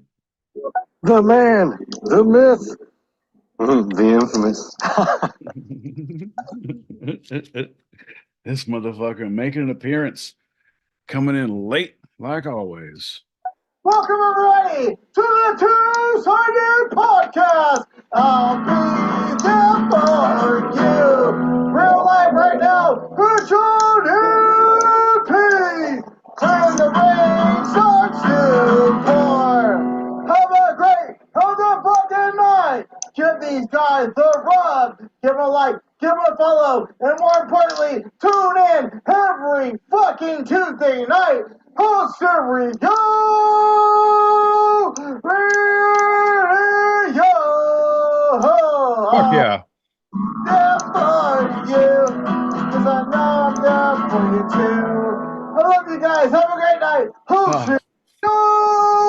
Fuck yeah. Radio. Fuck yeah. Hell yeah. Hell yeah, Greg. Hell yeah, Greg. Oof. That's right. Musical. Yeah, hell yeah. Musical talents like that. We're all jealous of Chandler right now. Ain't that right? Oof. Goddamn. Sure. Listen to songs like that. We all wish we were 6 feet. No, come on, John. Bing. Bang. Yeah. Never mind. You're good.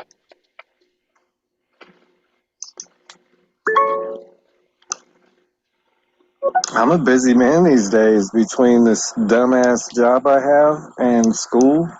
I'm in English composition this week. I started Monday, and fuck me running.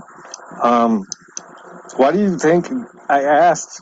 Does this count as a discourse community? Because I need to find one of those ASAP. It does go across different platforms, which is cool, but at the same time, I don't think we all have the same goal. I don't know. I feel like there's people in the audience that are just quiet because they're like, why do they drink so much? Smoking weed? No, man. We all have the same goal. We're trying to figure out what the fuck drives these motherfuckers to show up every Tuesday, 8 p.m. Pacific, 11 p.m. Eastern. Is this court ordered? Were they not held enough as children? Did they eat paint chips? Why the fuck are they here? We just don't know. But you can find out that answer next Tuesday, 8 p.m. Pacific, 11 p.m. Eastern. That's 4 a.m. Greenwich Mean sandwich time if you're across the pond, John. Smoke them if you got them. Smoke them if you got them. I feel like this could be we could be man, you give me I feel like if it all needs to be that we all need to have the same goal, I'll come up with a goal. I'll write bylines. I'll start a fucking church. I will get one done, Gabe, I promise. And that is it's a nonprofit. It's a movement. It's a community organization that meets weekly. And we have sacrament. It's happening. It's a happening. Or because there's certain requirements you need to have group gatherings and to get that status. And I think we pretty much check most of those boxes. Well, I think the only thing that we're missing is someone is going to have to handle snakes. So I'm pretty sure Lightning Guy counts as speaking in tongues. We get a snake handler and we're a fucking church, you guys. We're also a discourse because I am certified to teach English composition, have done it for a number of years. And the theme of my English composition class in college is always us and them, critical look at stereotypes and misconceptions in society. Yeah, fuck them. They wouldn't understand it if I explained it to them anyway. Misconception. Stereotypes. That's where censorship would come into play nicely. Allen Ginsberg proved that wrong.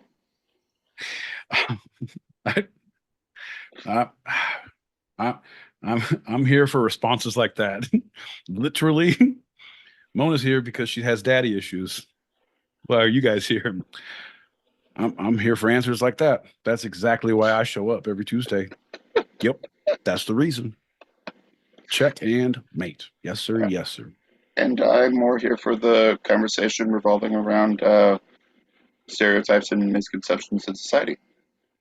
Yeah, man. That's cool.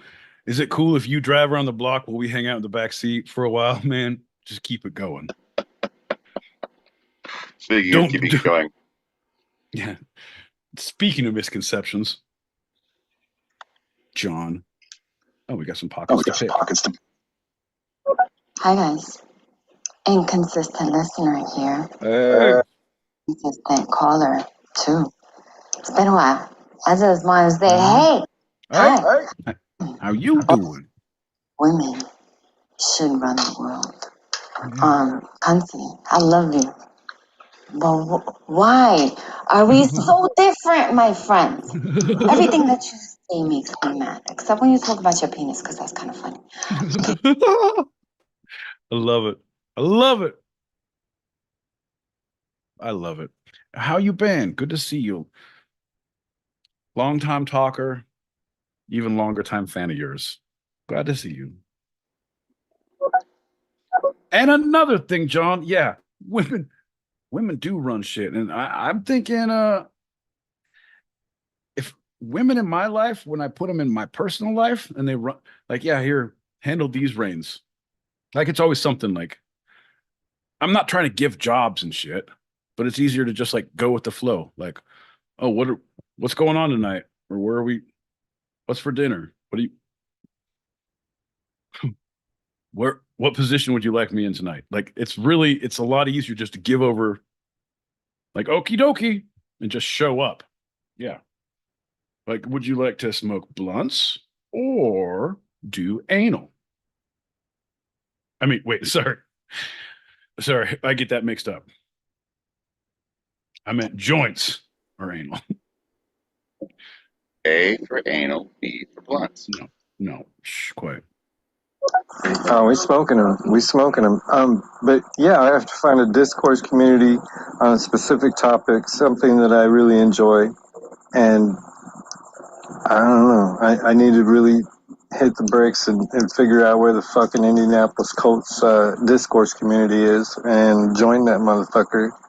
Might even write the front office. Who knows? I might just call them if I can. Who knows? We'll see. But yeah, I have to get involved and figure out how they communicate, how the different people communicate different ways, and then I have to figure out how to talk to that audience. So we'll Okay.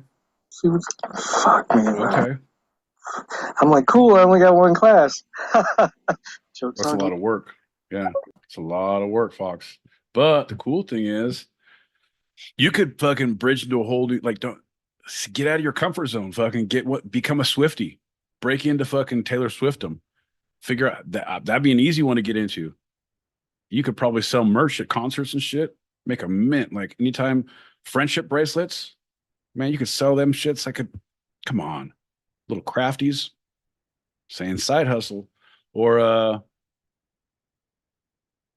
juggalos. I bet the juggalos have a badass one. I would go the juggalo route. Yeah. Or or if you find any flatliners, like people who like to go to the, flatline for a couple seconds and come back, go to the other side and come back. Pretty cool community. Like to see the other side. Pretty cool. Really tight knit bunch. If you can get in, if you do get in, let me know because I'm very interested. Anyway, another message, John. Here we go. All hail the Church of the Two-Sided. Ahoy, ahoy. Ahoy, ahoy. My guys, look. The Church of the Two-Sided. I am the snake handler. That's what it says on the toilet balls. No. Men's toilets No. in London, anyway. No. Hi, guys. Hey, girl. So good to see you, my love. That's fantastic. Steak handler. John, it would have bit me in the dick if I would have been any closer to that joke. I can't even believe it. Oof. Thanks, Jules. That's awesome. I'm just here because, man, we miss y'all, man. Hi. You homies and shit. Mm-hmm. Hi. Odie says, what's up? What up, buddy? But the memories, dude. Like, I remember one night that you guys started the green room and you just started shitting on John, dude, so bad, repeatedly. And she was almost in tears. She was like, why are we still listening to this? This is, you should call in and stop him. I think this is part of the bit. But so many memories, dude. Camping together and fuck yeah. Hell yeah. We want to go around the room and do that. I'll come back and record this and use it in my class. See, I'm saying if we can all fucking help someone pass a class if we all come together. This is like a fucking group support chat. Have you guys ever Y'all been to fucking rehab or fucking mandatory anger management classes or court ordered therapy? Have you? No? Anyway, let me just give a little breakdown. You sit in a big circle when you go to group, right? And you all talk. It's not like AA because AA is voluntary. You don't have to talk. You all just got to sit there and listen and drink shit coffee. But in group, motherfucker, y'all have to talk. This is group for a class. All right, so we're going to go around the room. Everyone, we're going to have to, what brought you here? Say, stand up. Everyone, fucking speak from your chest. I can't hear you. Stand up. Say your name. Say why you're here. And say what you hope to gain from this class. All right. All right, perfect. I think, John, we could be onto something. I think this would be worth 2 credits. I think I could put this on my resume. I'm just saying. Fucking John. One more. Whoa. Did you say do anal? Now we're talking. Now you're talking my language, my friend. Around the chicken eye and the round brown. And pinky streaks the chocolate starfish. I like it a lot. Oh. You know, people always ask me, how did you get into proctology? And I said, well, really honestly, after long, hard thought, it was one finger at a time.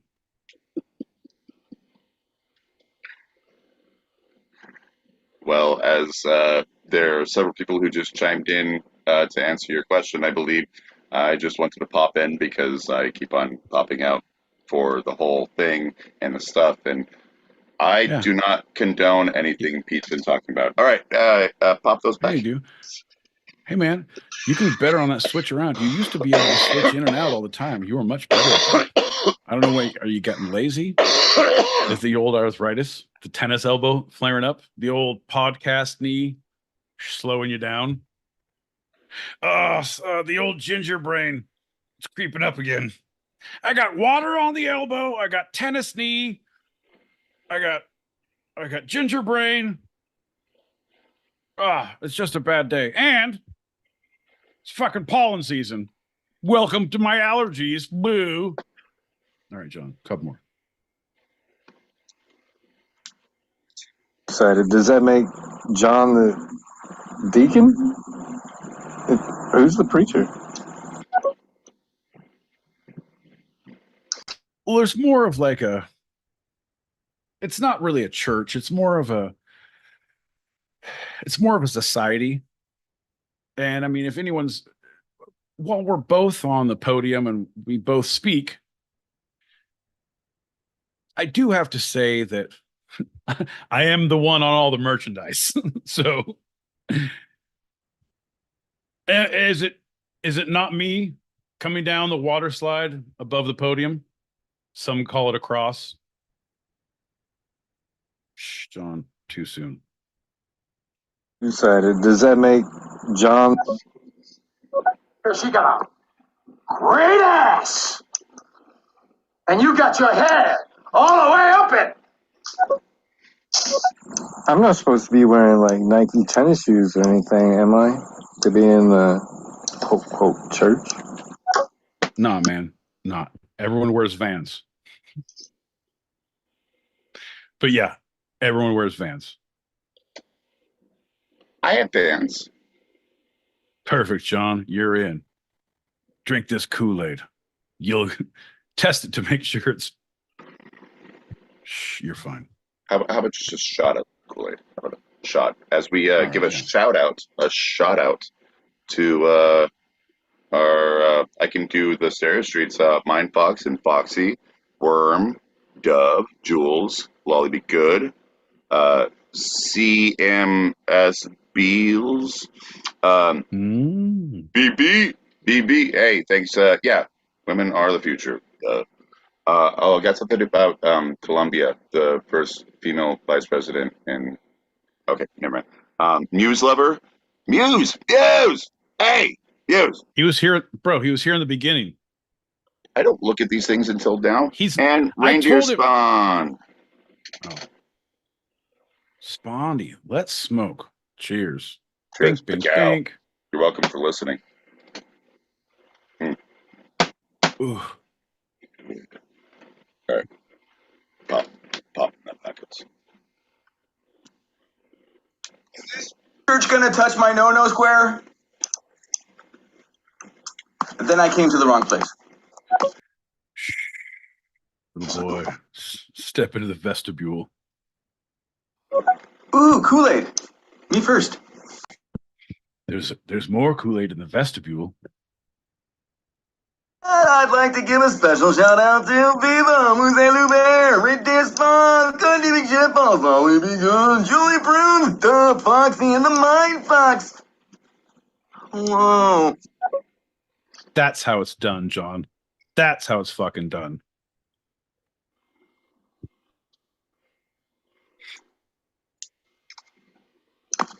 No, that's not going to work. John L. Peacock, I've been here since the beginning.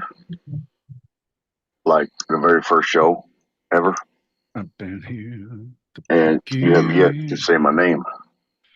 That's unacceptable. Name. Say my fucking You consider our friendship here, bud. I'll say your full name. Respectfully.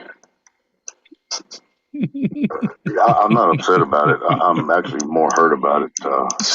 Kind of hurt my feelings. The older I get, the more in touch I get with my feminine side, and that's very upsetting.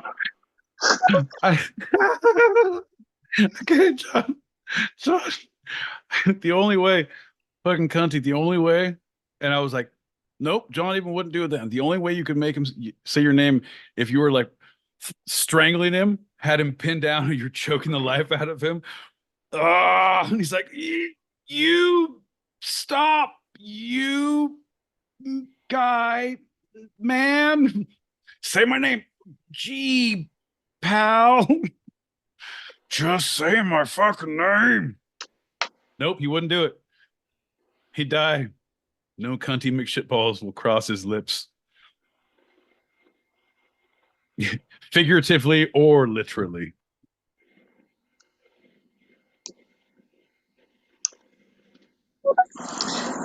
I mean, quick shout out to Cunty McShitballs. But dude, when he flexes, Worm is just a beast, isn't he? Oh my god, that was amazing, bro. Good to see you, Worm. Well, I guess I can't see you. I see your avatar. See you, I'm smoking a cigarette too. Yeah. Ooh. I'm telling you what, John. Shout out to W space Mill. Did you just have a stroke? What was that?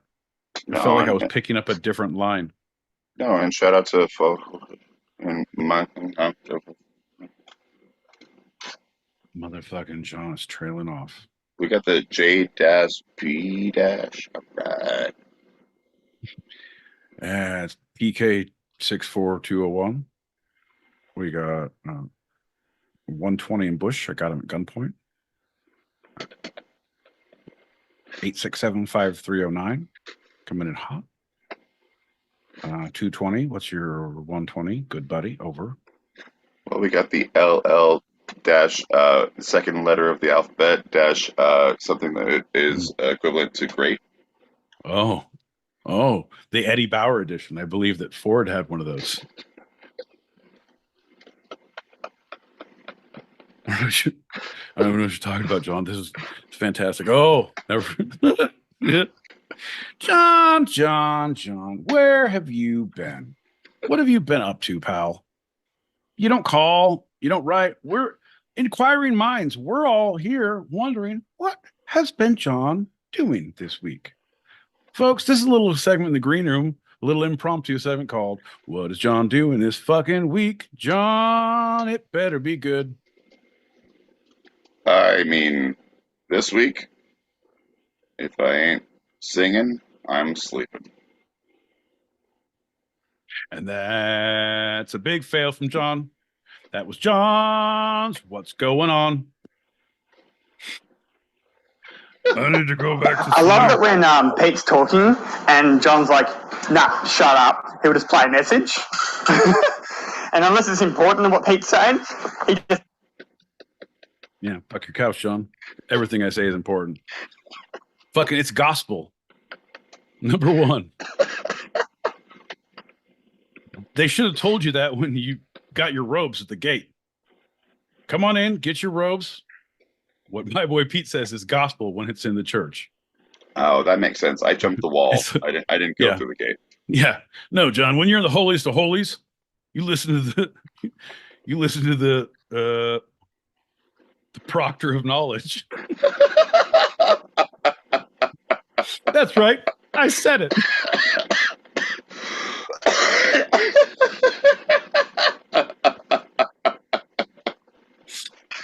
Ooh.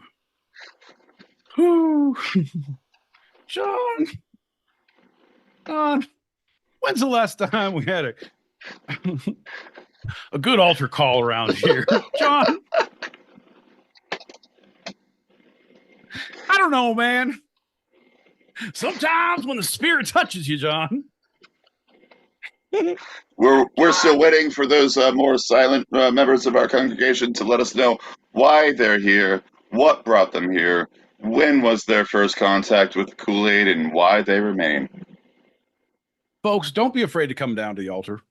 We will put hands upon you. They will be healing. They could hold smoke or drink. They could salve your wounds. They could quench your thirst. They could heal what ails you. They could get high the unhigh and stone the unstoned. Yea, though I come before the altar of the two-sided, I was sober, but now that I see the light, I am intoxicated with knowledge, with truth, with alcohol and weed. Can I get an amen? And coming to the altar is a legal understanding that any hands upon you in any place is accepted and consented. Amen! And it will be filmed for the use and likeness and the perpetuity of all likenesses in creation. Therefore, unto the two-sided, thou shall as it be written, so shall it be done. Yea, this day the Lord and Savior saith. Amen. And no flash photography. And no flash photography. Come on. It scares the talent. I'm easily spooked. He's like a hippo. His vision is based on movement.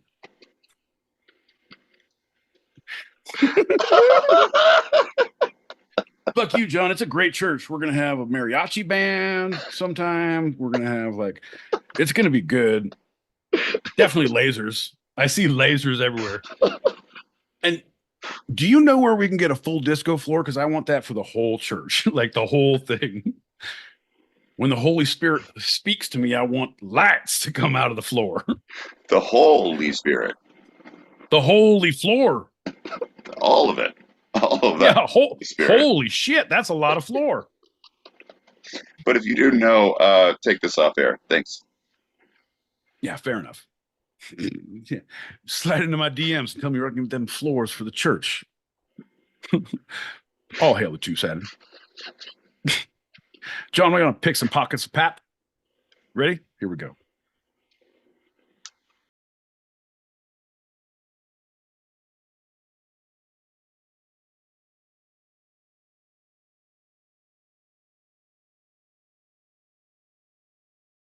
Mix shit balls. Come on, John, say the name. Pretty sure he said it. He's just mute. He's pulling the old Helen Keller. Oh. Outplayed once again. Oh, sorry. Look at his face. Oh, he's now pantomiming. Yeah. Fuck you, John. Hello, everybody. My name's Cunty, and I'm an alcoholic. Woo! What's up? You want a drink? Addicted to sex, specifically anal sex. All right. I joined the two-sided pod cult. Looking for friendship mainly, and support to get over my addictions. But unfortunately, there was a lot of beer. Yep. So that didn't help my alcoholism, and there was a very good-looking woman that was into anal. Yep. So we kind of run off to the corner and did our thing for a minute. So that's why you were gone. Taking like 12 steps back and one forward. I appreciate you. My man, Conti. I believe, didn't Paul Abdul write that song, Opposites Attract? 12 steps backwards, I take one step forward. No. No, that's not it. Fucking appreciate the hell out of you, man. We see you where you are. That's one of the things that we accept about all people. Everywhere, every walk of life, wherever you may be in your journey, all are welcome here. Everyone deserves a voice. Everybody deserves to be told to shut the fuck up sometimes.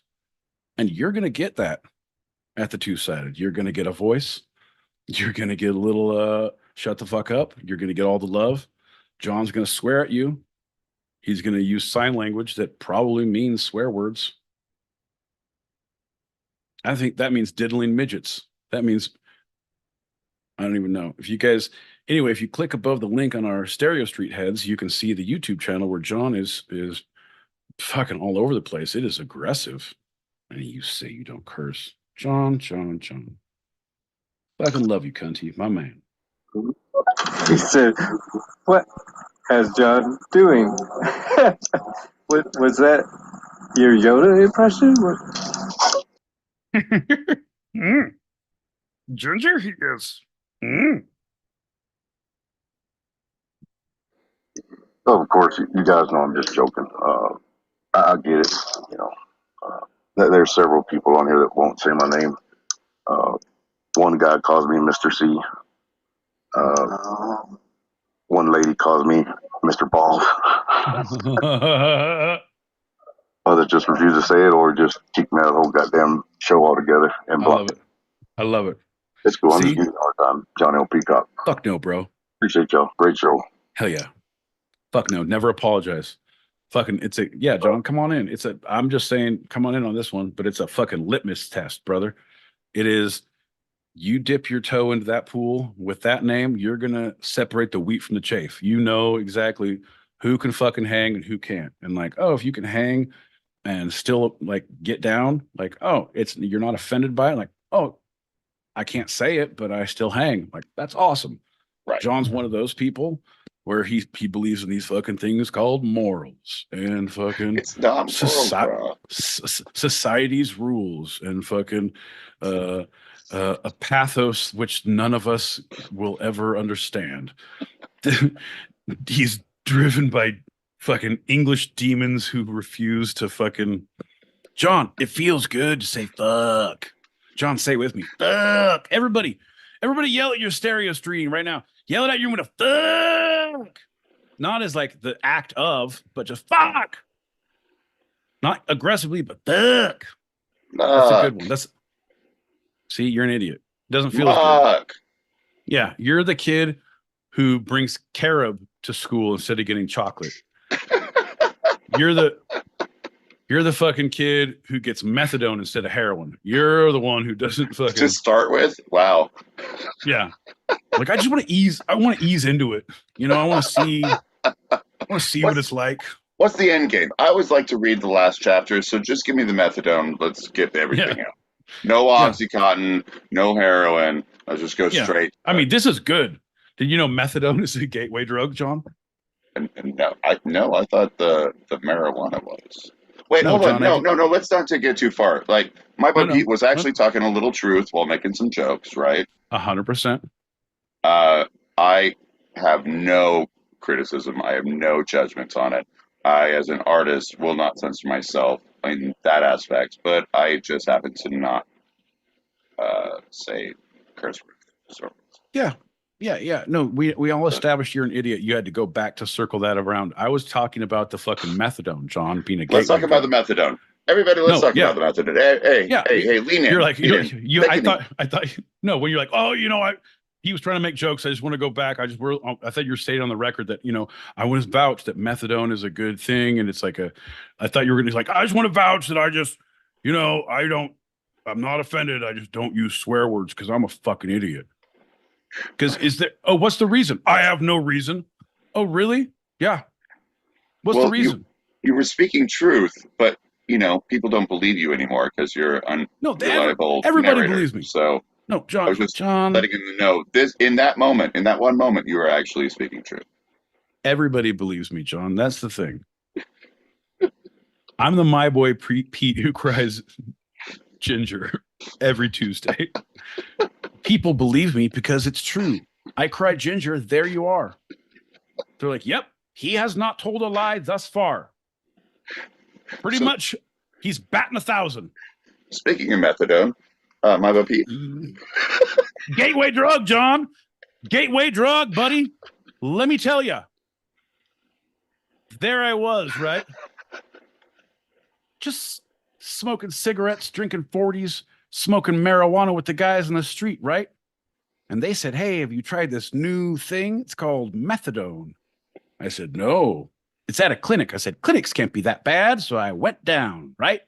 Real sly like. Just inconspicuously walked all in. Hey. No elbows. No hands. Inconspicuously, I said. I said inconspicuously. Not inconceivably. Less face. Anyway, so there I was. After making my way out, methadone in hand, I said, well, where to do it? At the park. How you got it? Well, I acted real coy. We're not going to go into that, how that looks. But anyway, there I was in the park, see? Fast forward 2 months later, sucking dick for heroin. Falling asleep while doing it. It's not falling asleep. It's nodding off. Get it right. Well, it's true. It's true. If you do, yeah. Well, yeah. If you do it right, well, yeah, fair enough. Anyway, so gateway drug, John. and John doesn't curse. You know what? I don't believe in hamsters anymore. No reason. Is there any logic to it? Nope. I just don't. In your creative life, do you believe in hamsters? Not until I see real proof, John. Oh, you're taking it a step further. Okay. Yeah. Okay. Just like you. If you don't believe in, there's swear words out there, you just won't address them and say them by name. Well, in my creative life, I will. I won't censor myself. Censorship is the assassination of an idea. Censorship is the backbone of my t-shirt making ability. Jesus, yeah. Are you frozen? We get it. Holy shit. What were we saying? I mean, really nothing important more than your t-shirts. Assassination is a censorship that takes the biggest effect. And it should have a picture of Kennedy's head exploding out the back. And to the left. And to the left. Hi, my name is Grassy Knoll. Have we met? It wasn't another person who shot. It was the grassy knoll itself. Plain sight.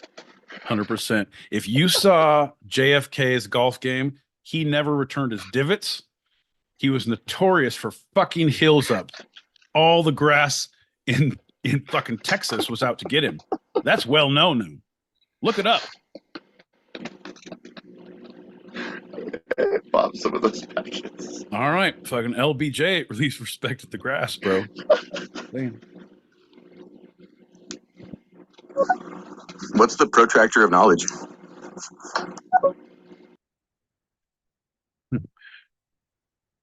I believe in the compass of knowledge, where you have to stick something sharp into it and then draw circles around what you want to teach. I stab John every Tuesday and run a circle around this bitch. Hey, man, brother! Hail Satan! I mean, hallelujah! Hey, my boy Pete, I got an idea. How about tonight is the last night you make any mention of your holiest of holies? Okay? Oh, man. From now on, I'll refer to it as my prison pocket. Okie dokie.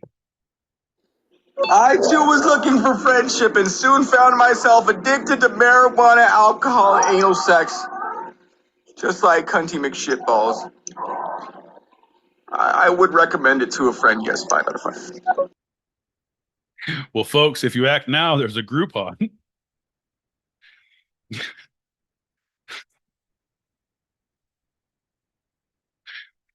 Nope, can't even finish it. It's going to be bad. Nope.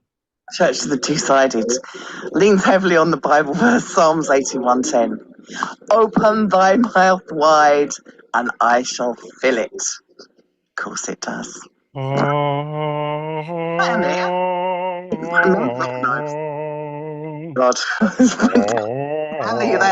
God. I said, no, stop me, somebody, please stop. Lay hands upon me. Somebody. Yea, her mouth runneth over, just like the cup of knowledge. Come, bear yourself at the altar of the two-sided.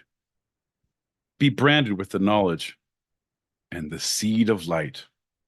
Gross, John. Nope, that's what we always said, bro. Come back in. Fucking, I'm your no man. You need to be my no man. I've always said we can do this fucking thing up until the point where it starts being fucking, now we're having people fuck each other, we're fucking. As soon as you start fucking people in the church, that's when you get busted by the FBI. Wait, when did that happen? Yeah, Nexium, the fucking no, here. No, when did that happen here? No, it's gonna. I was just going down that, like, John, you need John. This is why you brought me back in. Yes, John. As a deacon, you have certain responsibilities in the church. I thought I was a proctor. John, you're Procter and Gamble in my book, sir. John Proctor, God is dead. Yeah, we all know the crucible. Yeah. Johnny Cash, the gambler. Yeah. Lone on a highway. Two-sided church, worship, laying hands upon them as they kneel down at us. They said, turn your mouths up to me. I said, man, I am a gambler. I said, shit, I need a proctor. John, stop before I go. You better know when to shock him. John, shock me.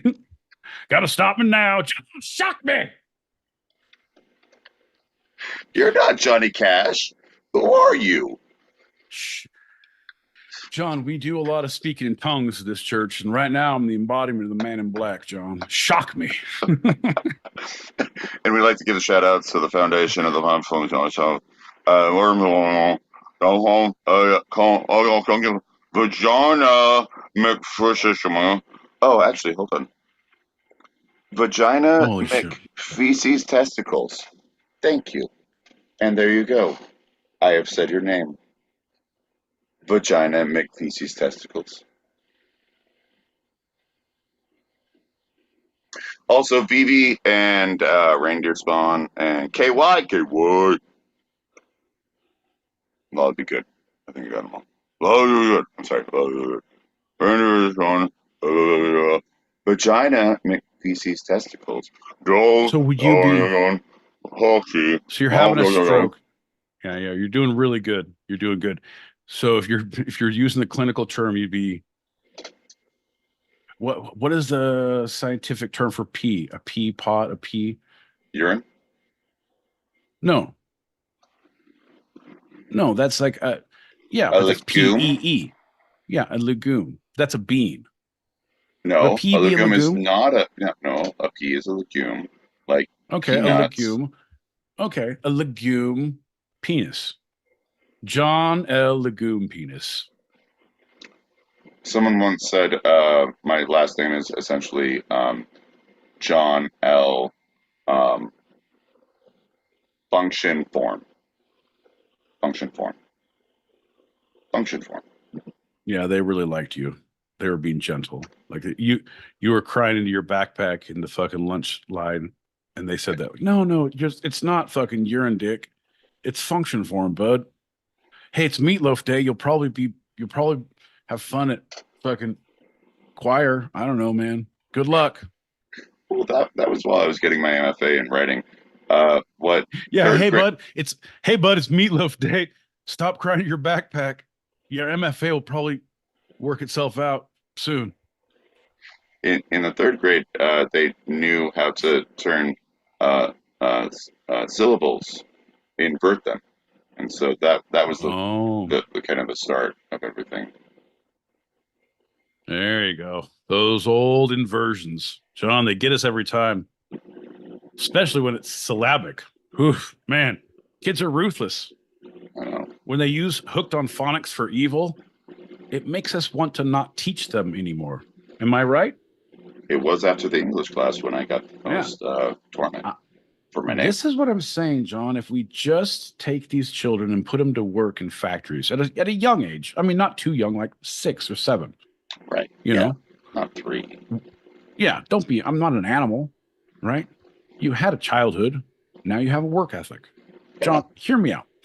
Not only is it going to work on the deficit, John, but it's also going to work on that whole problem of not having kids, because you don't want to get them a job unless you want the kids to have jobs, and then you shouldn't have kids because you're a bad parent. So it's a catch-22. I don't know. That's why we're not running for political office. No. But I mean, if you can go to class, you can go to Amazon factories.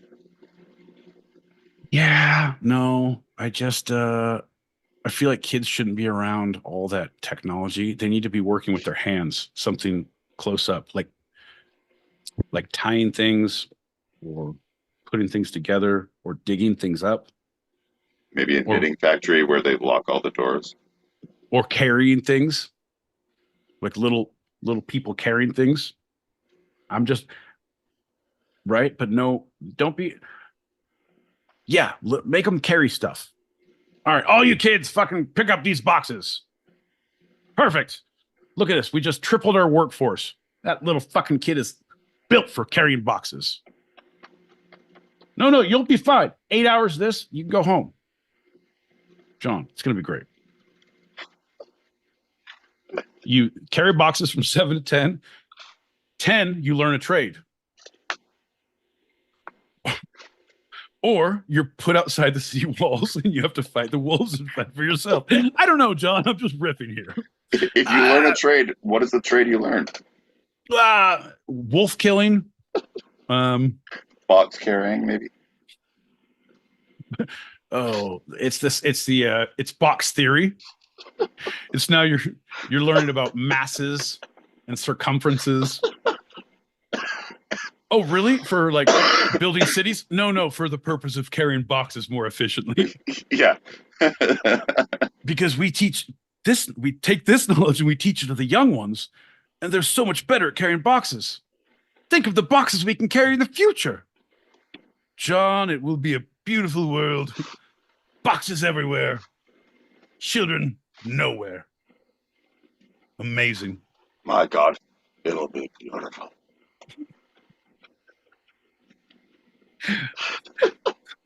We don't have to worry about school security and violence in schools anymore because kids are not there. They're carrying boxes. Boom. Problem solved. Look at this. Oh my God.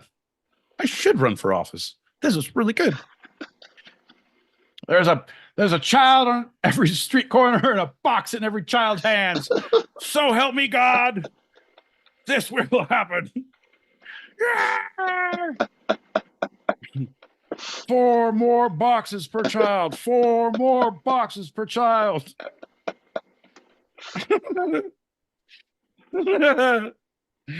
Okay, Wait, before you do, No, I can't see the YouTube. Is there anyone we should give a shout out to? I'm just asking. no, she said boxes everywhere. Oh, I'm asking for a friend. Mona, what it do? I'm so glad you're here. Not only do I love to see you here, but I love that you're pumping those stats. Hit that like, hit that subscribe button, tell your friends, tell your cokers, tell your parole officer. We'll be here next week. A cunty, I thought I smelled shit on your dick. That's where you went. Okay, I don't need you to see me where I am, okay? See me where I want to be, okay? And know that I am not there. He said he'd meet us here.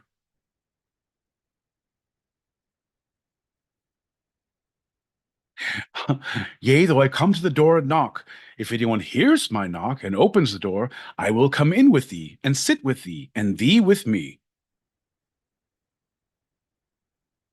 I'd like to renew my membership to the Pete and John podcast called.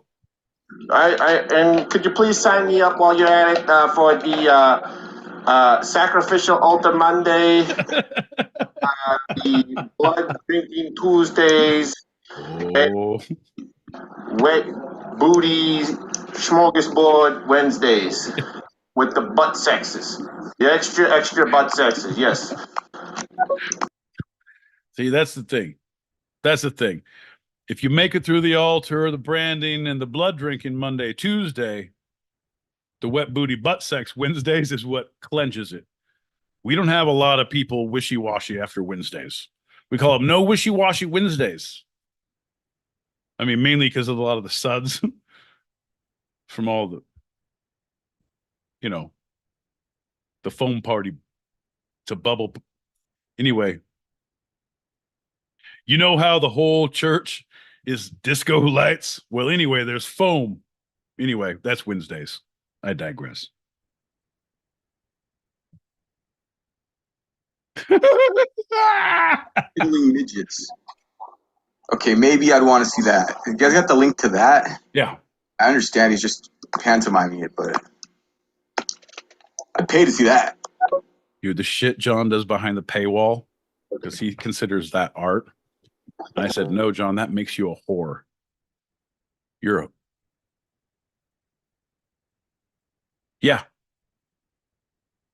No, it's nothing to do with that. You're just a whore. Look that term up. It's a derogatory term for John L. Peacock's actions.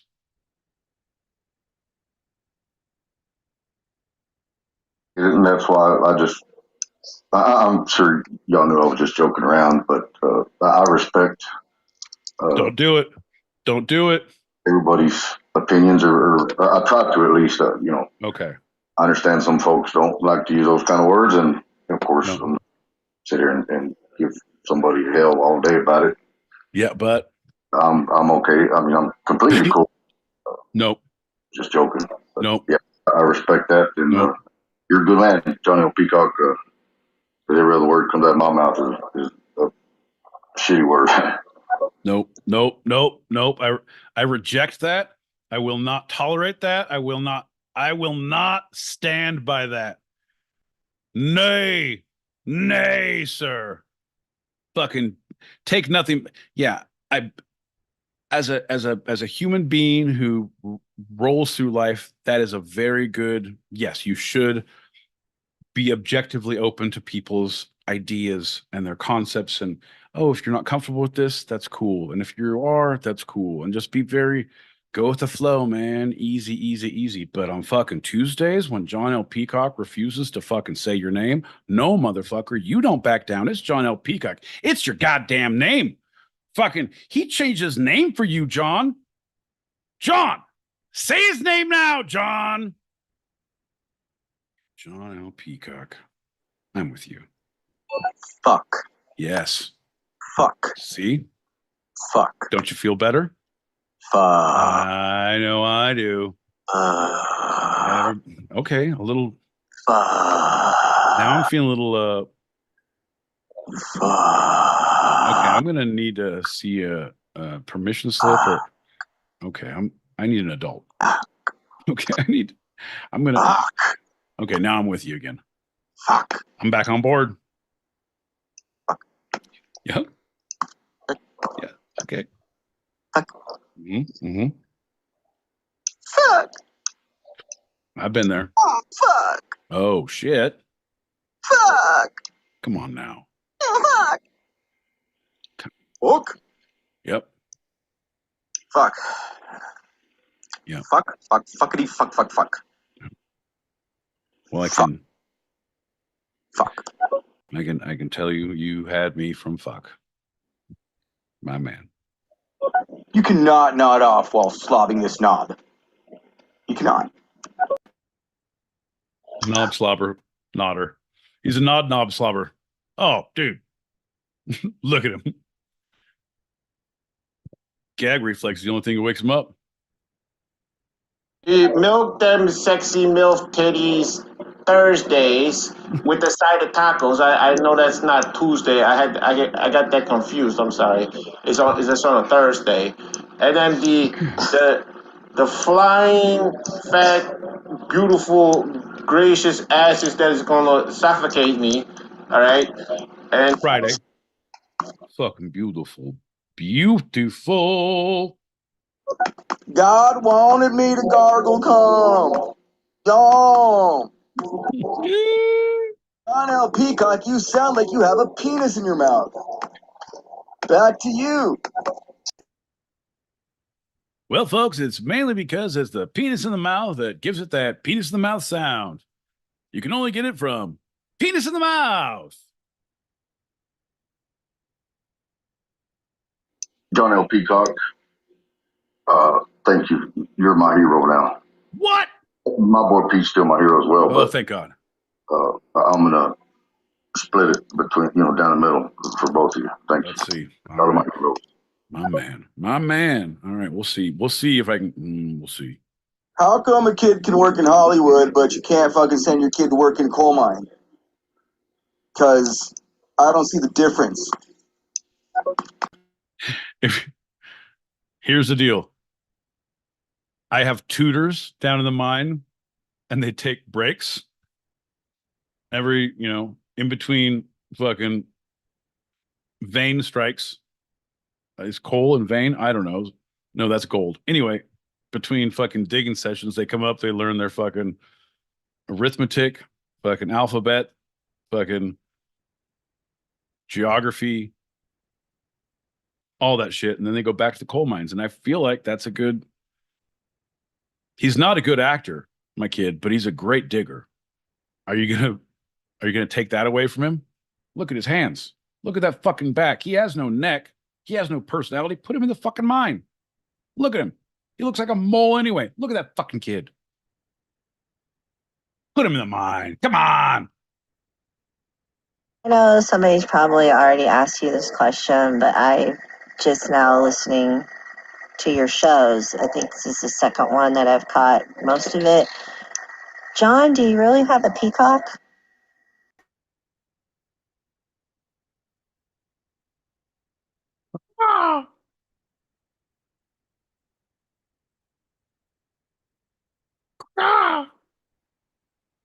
Oh, we don't get rushed in any way.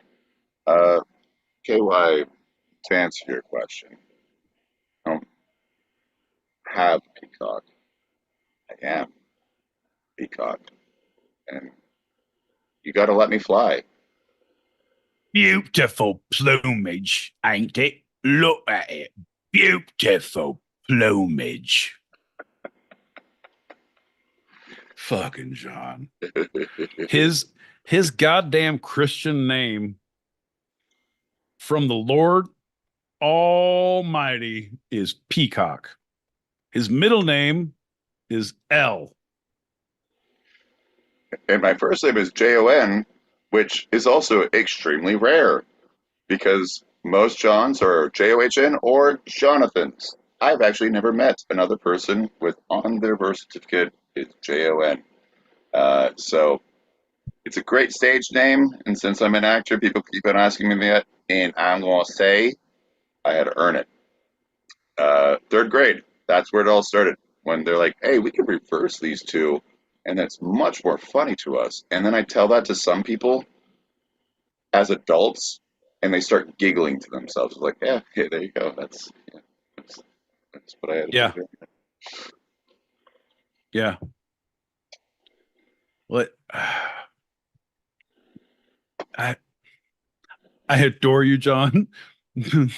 That's the you just anything John ever does in his life, he wears it as a badge. He never like if he had a colostomy bag, if he had an accident, he'd swing his colostomy bag around like a fucking umbrella. Like, hey everybody, look at me. Like, my name's John L. Peacock. What's your name? John L. Peacock. You're a fucking fourth grader. Just say your name. My name's John. John L. Peacock. Don't say your full fucking name. John L. Peacock. Still saying his name. But it's my name. Jesus Christ. Hey, we all have things that we don't need to say out loud, John. You have a vestigial tail. We don't need. Yeah, censorship. Put it into your life, not on your shirt, bud. It's the assassination of an idea, bro. Come on, pop those packets. No, some ideas need assassination. Have you ever think about this as a writer, right? When you sit down to write something, collectively we refer to it as bashing. You just a free flow of thoughts. You just whatever you're thinking, just type. Just whatever you're thinking, just type. Just no punctuation, no stream of conscious. I consider it bashing. Just fucking hammer the keys. Just bash. Come back and digest it later and like, oh, that's okay. I shouldn't be doing that. It's the same idea. It's the censorship of the thoughts. Like, that is not a thought. I need to censor that. That is censorship. You call it, I am editing, but think about that in a social aspect of editing yourself. You could consider it censorship or an editorial choice. I'm going to go with censorship because fuck you, John, and fuck your couch. How about that? Well, there's the great quote of write drunk, edit sober. I think that's what you're kind of referring to, but these are different occurrences, right? It is. No, but one you can take. It's the human experience that you see fire in the wilderness and like, oh, you touch it. Oh, fuck, that's hot. Oh, fire, hot. Oh. Now you come home and you're like, oh, stove, fire. Oh, fire, hot. Learn. You learn. You take different ideas and place them to different aspects. That analogy makes me think of like, okay, so you write a play in the third grade, and the teacher's like, that's not good, and so you're like, I never write play again. No, that is feedback from an attempt of something. The idea of isn't fire burning you a feedback of attempt of something? Yeah, but at the same point of like, I realize that every time I pull my pants down in public, people get weird. Like, I no do that no more. And like, okay. Unless it's on stage as an act of art. Jesus Christ, everything you do in life. Pretend your day-to-day life is art. Pretend you're an actor every day and your role is to not be awkward. Oh. Your role is to be the leading man. You are quippy, funny. You have your shit together and like you know when to shut the fuck up. All right. And you All right, I'm in. And you need to. Hi, what's your name? John. Ah. All right, you need to stop winking. What's your name? John. There he is. Jesus Christ, you're a serial killer. Look at your face. Look at this. Jesus Christ. The name John has gained. I'm John L. Name Peacock. John has gained some recognition due to popular culture figures and characters such as John Bon Jovi, lead singer band Jon Snow from Game of Thrones, and John L. Peacock from the Two-Sided Podcast. Yay! John, don't fucking encourage him, you guys. Wait, who threw that out? Mona Lisa. Moan. Appreciate you. From You one guys, artist ladies to and another. gentlemen.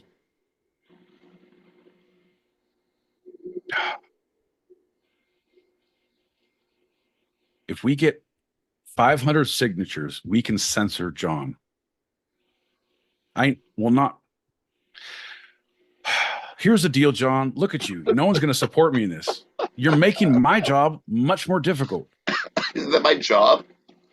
Yeah, fuck you. You're supposed to be a deacon, a fucking proctor, a gambler. Come on. You got to know when to hold him. Know when to shock me. Come on, John. I call this shock and awe, my friends. Shock and awe, baby. Come unto Proctor Peacock. Come on. Oh my God. Fucking good Proctor Peacock and Goody My Boy Pete.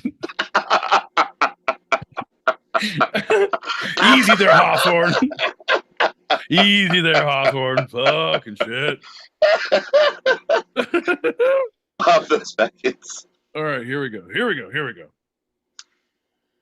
Whoa. Hold on now. Hold on. See, I love midget women. They're my favorite. I like doing some cool things with them. I like them to swing from a ceiling fan with a bottle in their ass. It's a lot of fun. That is good.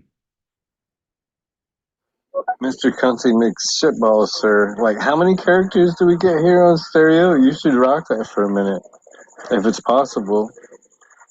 Mr. Vagina make feces testicles. I think that would give you a whole new angle on people. Bro, 100%. Say like, you know what? I got a lot of feedback. I'm doing this one for the children. I'm doing a nonprofit foundation. It's a support of it's Twins Foundation. Free the twins. I'm here to set them titties free. So I don't know. I think you got it. I think you got it locked, bro. I don't think you need any help. And by the way, I don't think I mentioned this earlier, but reindeer spawn is the reason that I continue to come back to the two-sided pod cult. His programs for the week are genius, and I mean, you can't find any better. So shout out to Reindeer Spawn. Oh yeah, his dedication to the programs is just wonderful. Fuck yeah, Spawndy, we love you, brother. John L. Kakapipi. That is your name, right? John L. Kakapipi? Pew pew poo poo. The L stands for Lazarus, doesn't it? Just feels like a Lazarus kind of. John L. Peacock. Jon Lazarus Peacock. Lazarus. Lazarus Leopold. I like Lazarus. Motherfucker comes back from the dead. No matter how many times we kill him, he keeps fucking coming back. Thank you for answering my question, John. You didn't have to. You are a peacock. Have you seen a doctor about it? Can anything be done at this point? Beautiful plumage. Lovely plumage. Did you know that only the male peacock says his full name when he meets people? The female peacock just says her name is John. I don't even know. Think about it. John, Jon, that's rare. You know what I mean? My last name is Johnsson, Johnson. Oh, okay. Having a peacock or a small cock is really rare, but not for John or Pete. Micro dick. What's going on, dude? What up? Podcast Green Room with John and Pete. Holy the fucking shit! This is the great night that we all been waiting for. Tuesday has become the new Friday, the new Saturday, the new weekend. Tuesday is awesome because of the Two-Sided Podcast. I love you guys. Have a great motherfucking night. Right here on Stereo Radio. Love you guys. Love you, Greg. My man. My man. No, it's just like ELEL. Right? John L. ELE. Huh. ELE. Thinking about it. Is it Larry? Lazard? It's Lazarus, isn't it? My mother loves seafood. She named me after her favorite delicacy, the langoustine. John Langoustine Peacock. That's two Lazaruses in one. I don't know what that means. I don't read your fucking sign language, John. Anyone who's watching the Two-Sided Pod on the YouTube live, John likes to do fucking, he's like a third base coach telling me to steal or fucking bunt. I can't tell. It's over or under. There's a beard, a snapshot, and there's pickles. Nope. Streamers, pigtails, L's. Everybody takes a loss. 4-1. Pac-Man lives here. All right, fair enough, bud. Oh, Pete, you almost got it right. The reason why men don't pull their pants down in public is because nothing will happen. That's what they're afraid of. See? What's that? Oh, it's just a penis. Yeah. Right? I feel like you've fucking ridden the subway a lot in New York. Like I remember the last time I was in New York, I was going down to meet John after work at the bar, and fucking I was like, John, fucking saw my first homeless guy jerk off on the train. Like everyone's there, like, Jesus Christ. Like, all right, you're in the corner, so everyone just kind of moves away, looks away, and like, what are you gonna do? Fucking, I don't want to make eye contact or yell at him. Yeah. Just another dick on the subway. Just another dick on the subway. That's the name of our first album. Came up with the title when we were commuting through the Upper West Side, thinking about our future. Was it really the right choice to quit our jobs, make this album? And I think when you hear this first track, you'll know it wasn't. John, take it away. 2, 3, 4. John's owner. Sit, John. Sit. Garfield's owner is a guy named O.N. Look it up. Boom! John's mom loved Garfield. So his John is John Lasagna Peacock. All references to Garfield because Garfield was 2 on the nose and he already had 2 brothers named Garfield as their middle name. Crazy. Fucking you nailed it, bud. Hey, if I send in 500 different signatures, yes, censor John, yes, with Peter Rabbit, is that possible? Yes. Like that's all we need. We need a fucking clipboard, a pen. Do you guys know where there's a fucking Kinko's around? Because we can print them shits off real quick. I don't have access to a printer right now. I'm between printers right now. I don't have the drivers. Like I had that. See the HP. Well, the problem is my drivers mainly. So if you guys know where there's a Kinko's, we could definitely get this fucking. Anyway, long story short, do you guys know where I can get a printer for on the cheap? Anyway, Let's fucking get this petition passed and censor the fuck out of John. Oh, one teardrop. That means he killed someone in prison. I thought it was like, I had in my mind it was like Litmus, like John Litmus Peacock, or John Licks Peacock. Lickus. Lickus. Lucian. Lucifer. I like Larry.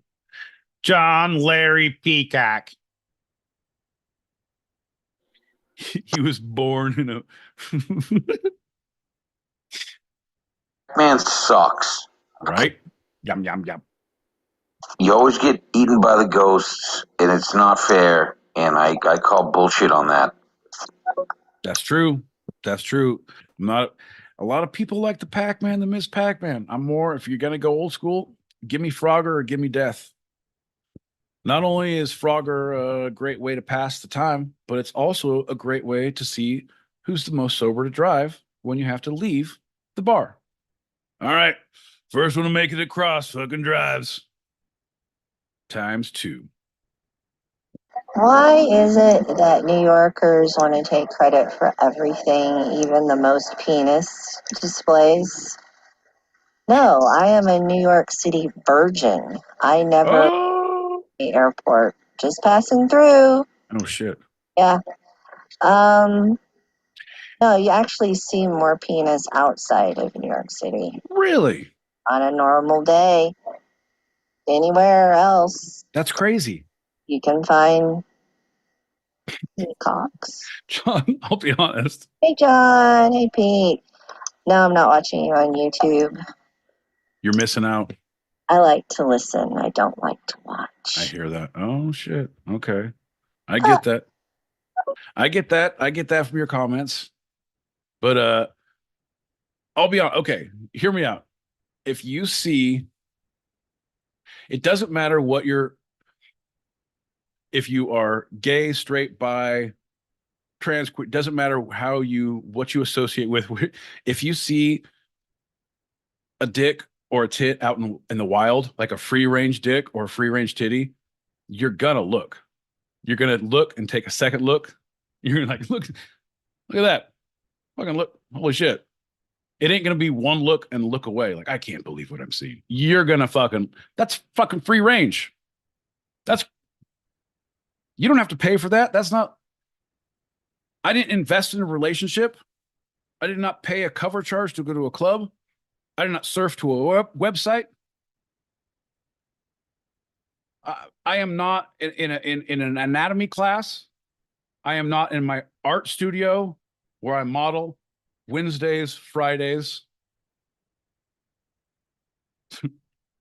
Doesn't matter, John.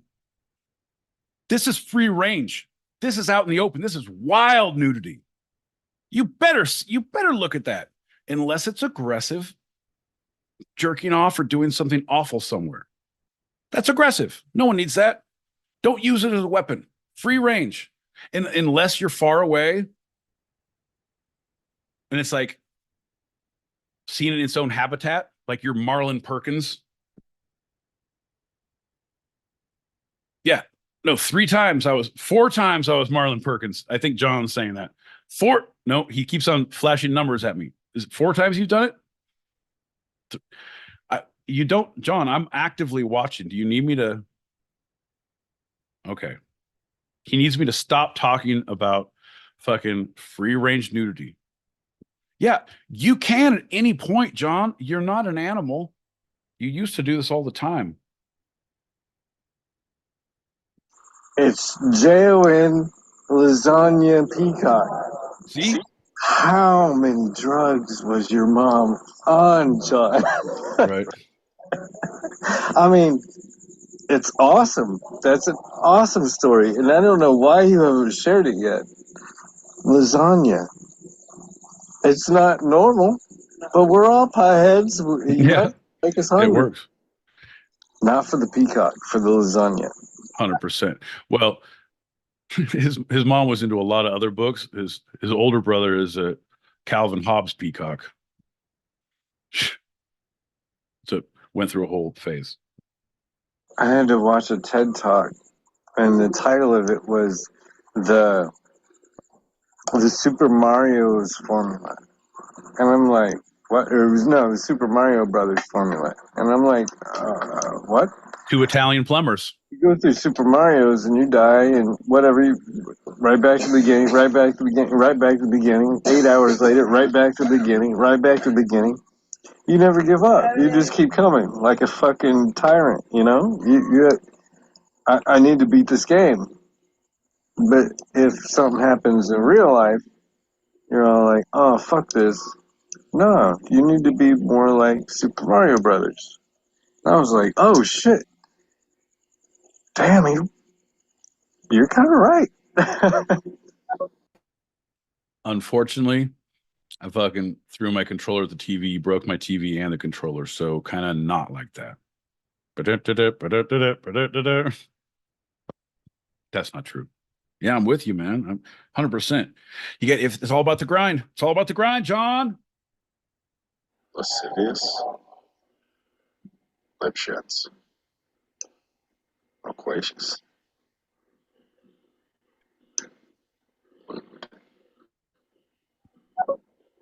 Lactation.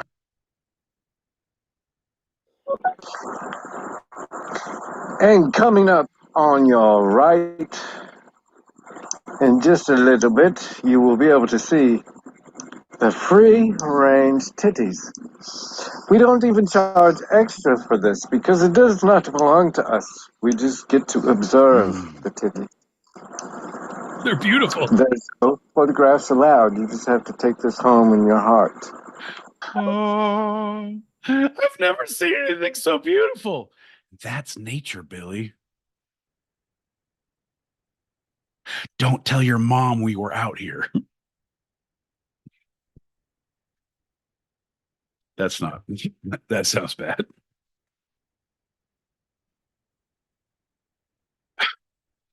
Look at them.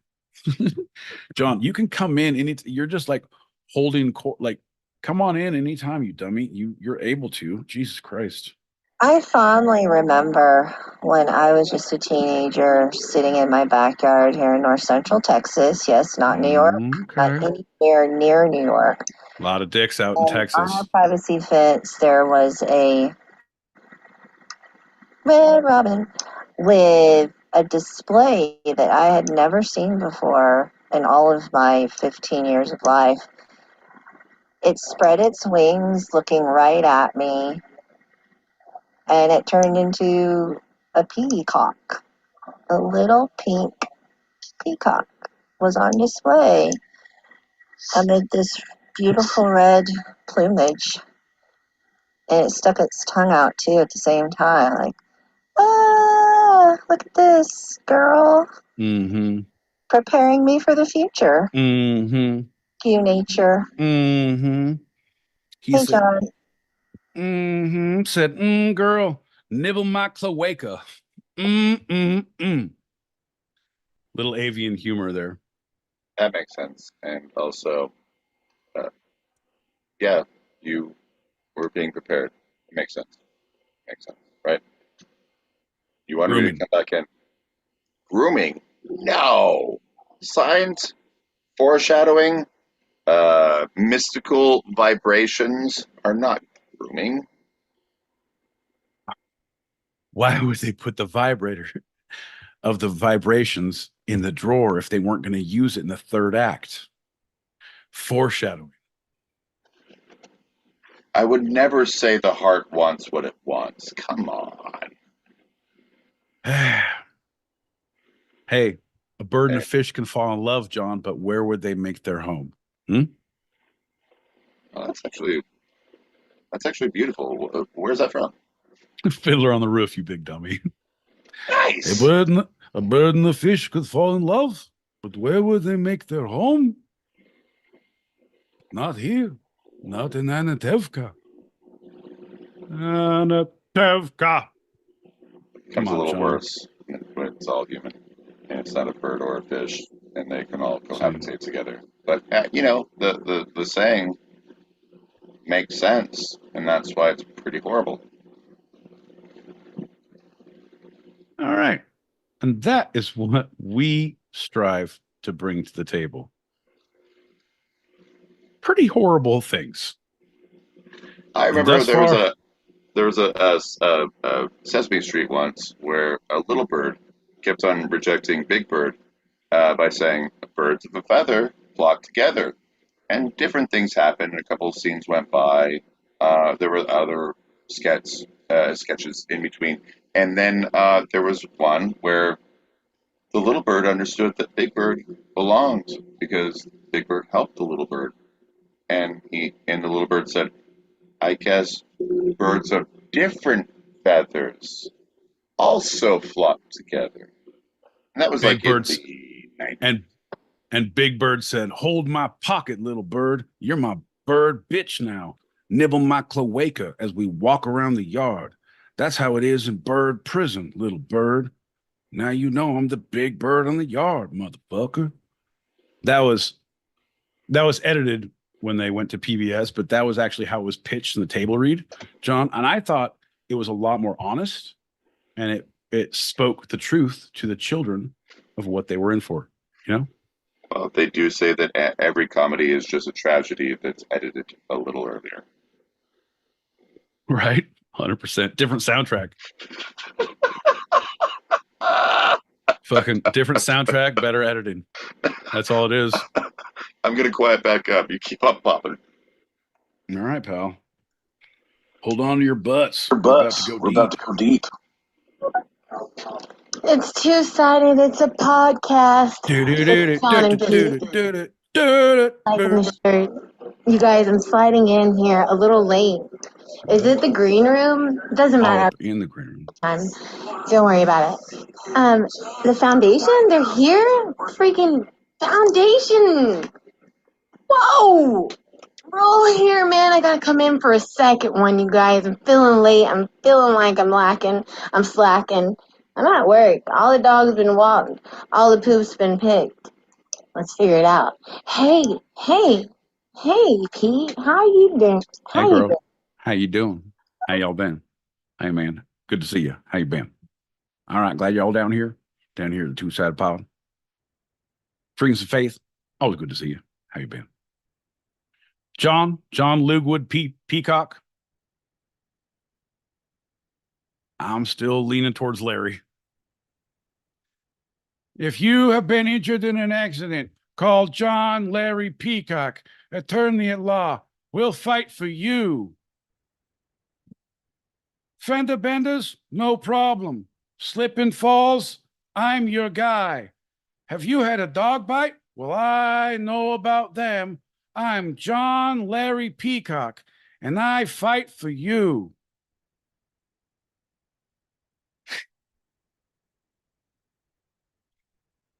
Labia. Labia.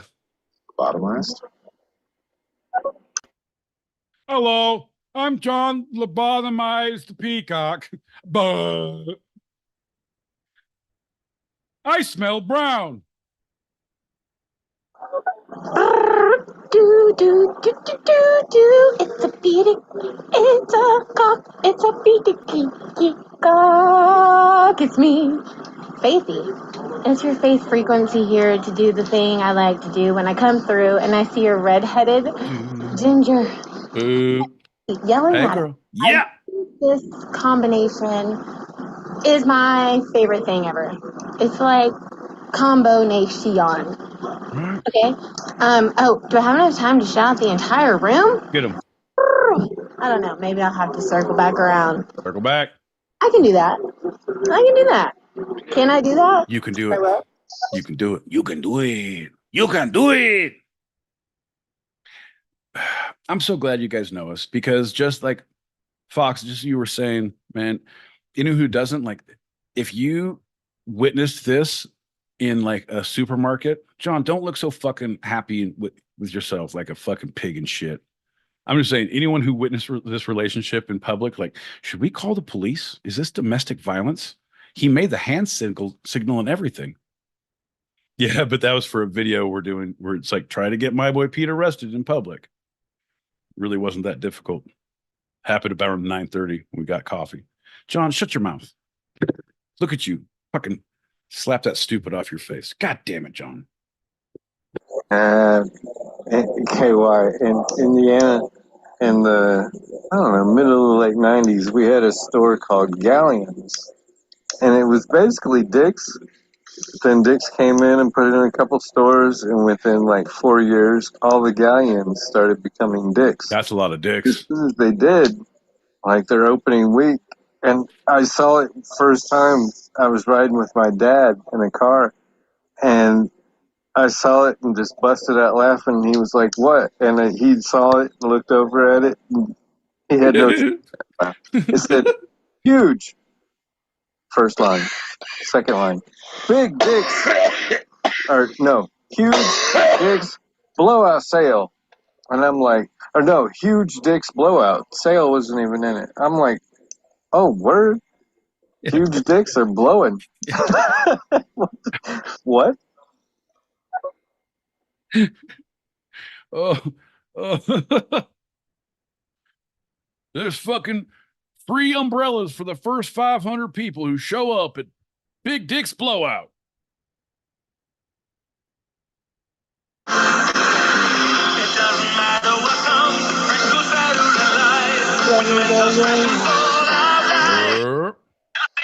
It's you, Doug, Cannon Frosties, oh, Lovely Beat, and Worm, and is that karaoke?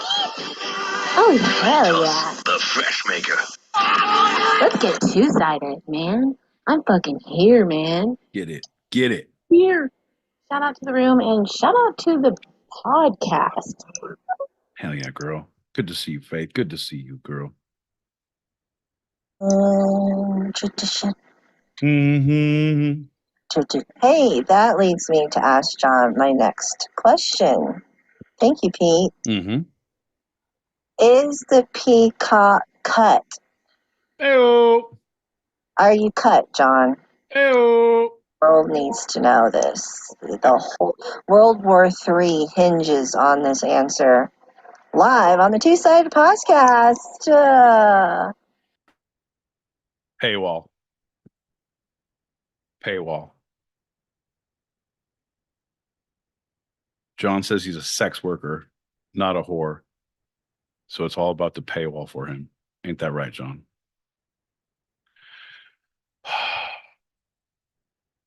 No woman, no cry. No Mona, no cry. Girl, thanks for tuning in. Mona Lisa. John, we'll circle back to that. Put a pin in the foreskin if it's there, and we'll circle back to it. Baba boo baba wop bam boo. Hot damn, it must be my fucking birthday. Two-sided podcast. Hell here. Yeah. Hell John with Pete. How the fuck you doing, fellas? It's the doctor. Good to see you. The one and only doctor of desire. There he is. There he is. There he is. Hell yeah. Set them twins free, my friend. Set them twins free. Let them fry. I remember one time Christopher Walken hosted Saturday Night Live and Foo Fighters was the guest. And Dave Grohl said Christopher Walken walked up to him and said, I got a question here. He said, is the emphasis on Foo or Fighter? And he said, it's Foo Fighters. And he said, all right. And they went to introduce him, and he said, ladies and gentlemen, Foo Fighters. Fucking love him. Love him. I know what the L stands for. Leon. Leon is a tiger, and John has a mane of hair. And yes, the carpet matches the curtains. And I'm just picturing a peacock being eaten by a Leon. And that's what he should be called. What he's displaying. That's him. That's his essence. All I'm going to say. John Leon. John Leon Peacock.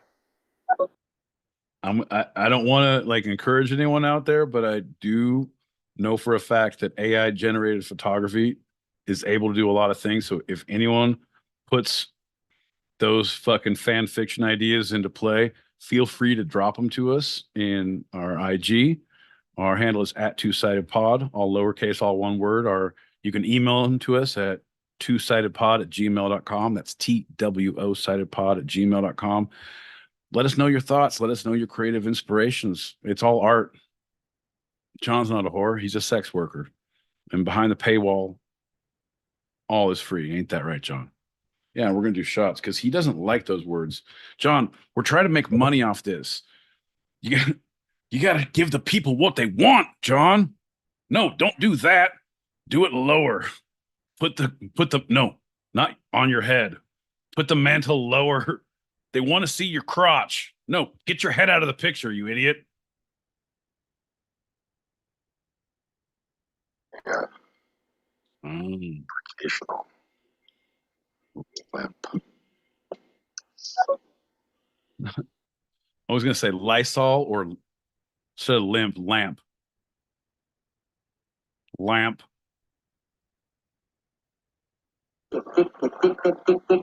How many dicks is that? That's a lot of.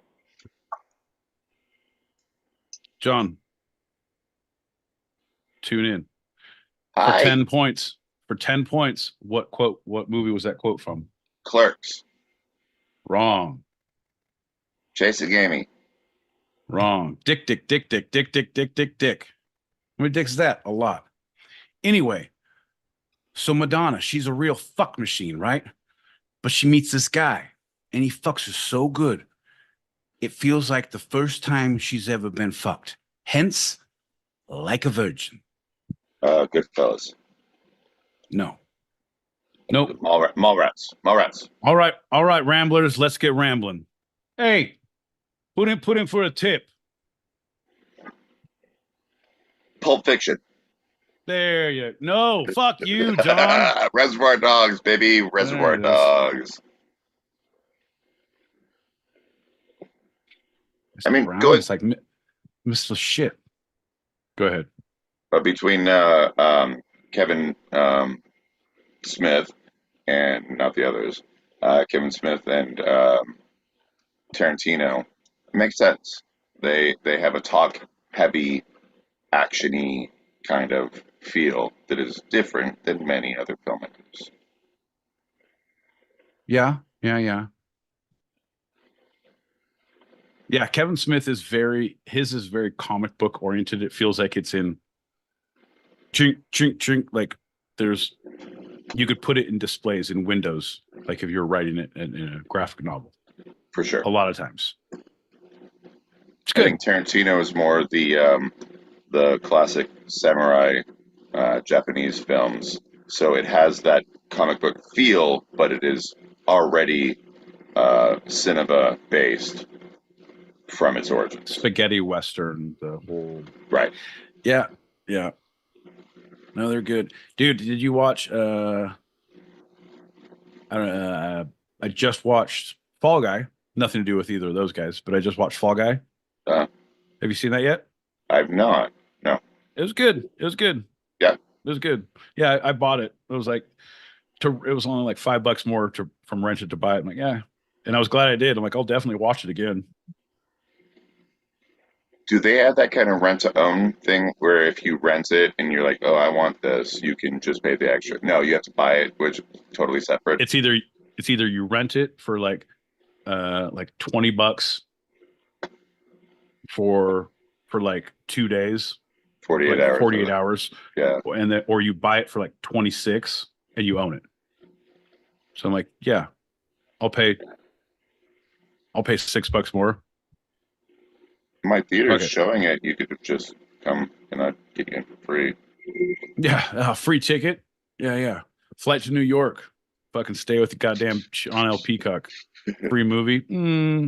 I'll pay the $26. Oh yeah, the room's not so great right now. Looks like you were looking for cracks in the ceiling. The fucking are the people upstairs coming in? Is the evil soaking through the ceiling? They out to get you, John. Have they come through the walls? Look right behind. Fuck you and your goddamn puppet. Don't you bring your goddamn marionette to my party. You know them shits are evil. You know they're infested by the devil. Oh, what did it take? It's a little bit of woodwork, a little bit of string, and the soul of a fucking orphan. What the fuck? It's no problem. I hang it from the wall. Marionettes, man. The only two I have are an old merchant who could be kind of like Faust and literally Mephistopheles. Yeah, but here's the deal, bud. Straight up. I know what you're thinking. Don't. This is the time where you. I'm not going to. There you go. I just mentioned it. I knew that was enough. You were turning around, looking, describing them, salivating. You're like Pavlov's dog. You're like, I hear the word and I must do it.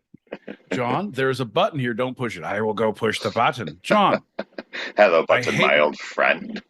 I hate marionettes. I will get the marionette to show people how much he hates marionettes. These are what he hates. All right. I'm not Pavlov's dog was salivating from the mouth, but I was salivating from the liver. I think I heard Dove one too many times. I think we need another shot. Oh, shit. Okay. All right. Okay. One more. Here we go. Ready? Cheers. Cheers. Cheers, drink, everybody. Drink. Okay.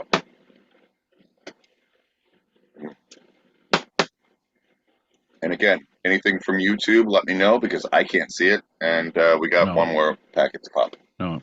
Mona Lisa's going sleepies. She said, John, don't call her. Fucking kisses Mona Lisa. Desert Fox said, fucking John.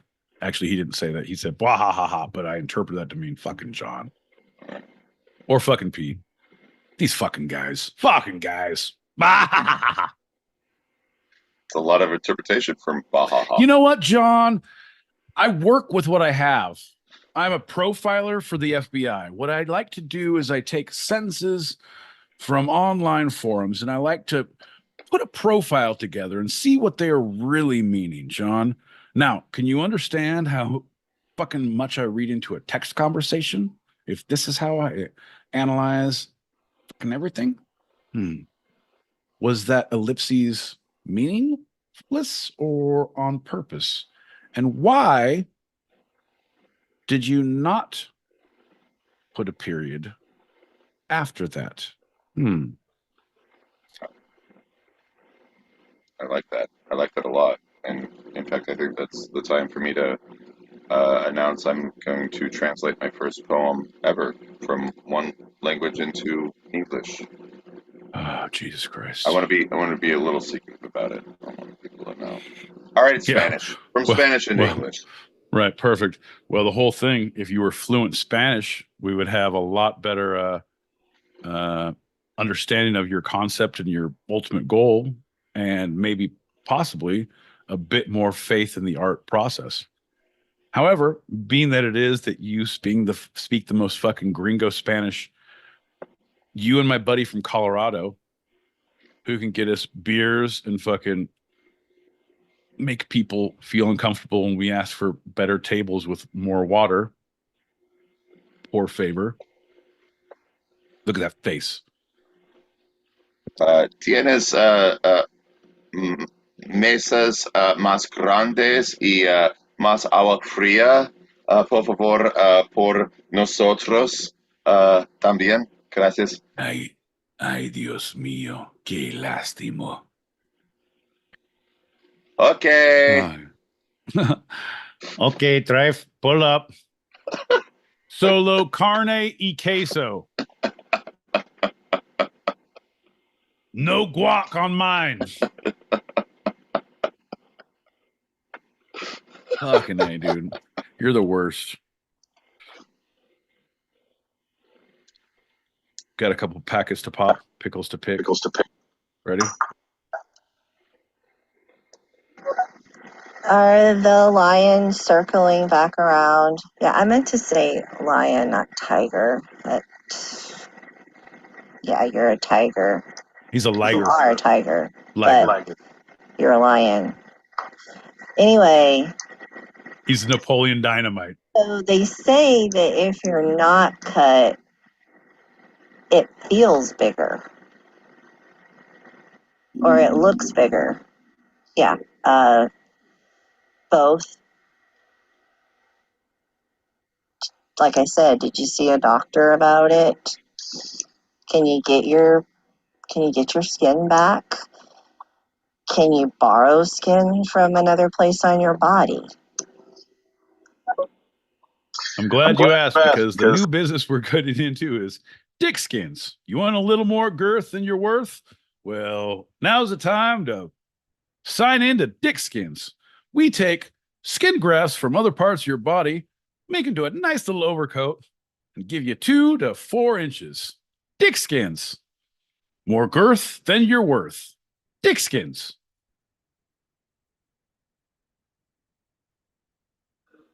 Oh, well, there Pete goes again. Did a guy make a deal with the devil for his appendage to be an elephant instead of a peacock? Oh, I can't make the sound of an elephant. Can you, Pete? Pete can do the sound of just about anything, even a peacock. What would a peacock sound like, Pete? Give it a voice. I got it. Pete, animate it. Thank you. No. But it's more like, I'm John L. Peacock. Look at my man purse. Don't censorship me. I have plumage. Beautiful plumage. Lovely plumage. Look, it holds all the foreskins you possibly can handle. 14 down here is a zipper right here. And if you look right here, I'll pull one out. And right here is me wang mitt. Look right here. And that holds all the foreskins you need. Right. John, you're the worst. His dick on the way through the parking lot. Hey, you, get back here. It'll happen. That, John, was Clerks. Oh my God. You guys speak fluent restaurant? I do too. I think I'm becoming a fan. Don't tell my mother. Parents will be appalled when they see the company that you fell into. It's okay. We have meetings here at the church on Tuesdays, 8 p.m. Pacific, 11 p.m. Eastern. It's 4 a.m. Greenwich sandwich time if you're across the pond. Tell your friends, tell your coworkers, tell your parole officer. We'll be here next week. Rights for fans, too.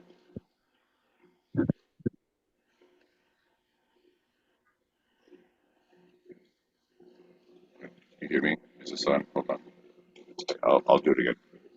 Rights for fans, too.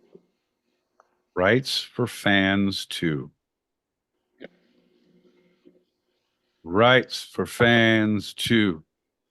Rights for fans, too. You guys, rights for fans, too. Come on. Right. Rights for fans, too. This is how we unify. Rights for fans, too. You guys go fucking crazy. Now come onto the altar right here. We're going to be branded at the church, the two-sided. Anyway, we try to use that energy for good. But you guys got me. Okay. All right, you got me. All right. I apologize. Y'all too quick. Oh, we're going to get you. We're going to fucking get you, though. I'm a Pete. I gotta go. Gen Z needs to sleep. You know that. I got a shot, got a couple of packets pop, and I gotta get out of here. All right. Save your shot. We'll pop these 2 packets, and then we'll get out of here, and we'll do the shot. Here we go, bud.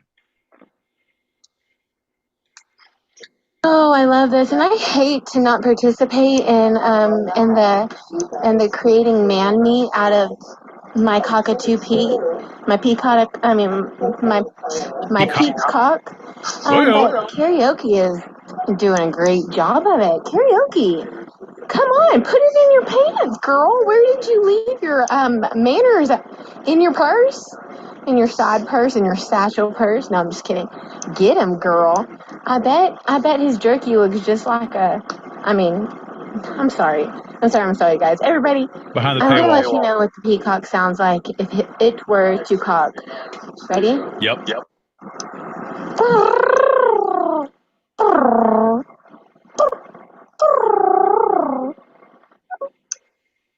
That sounds like the trouble with tribbles to me, John.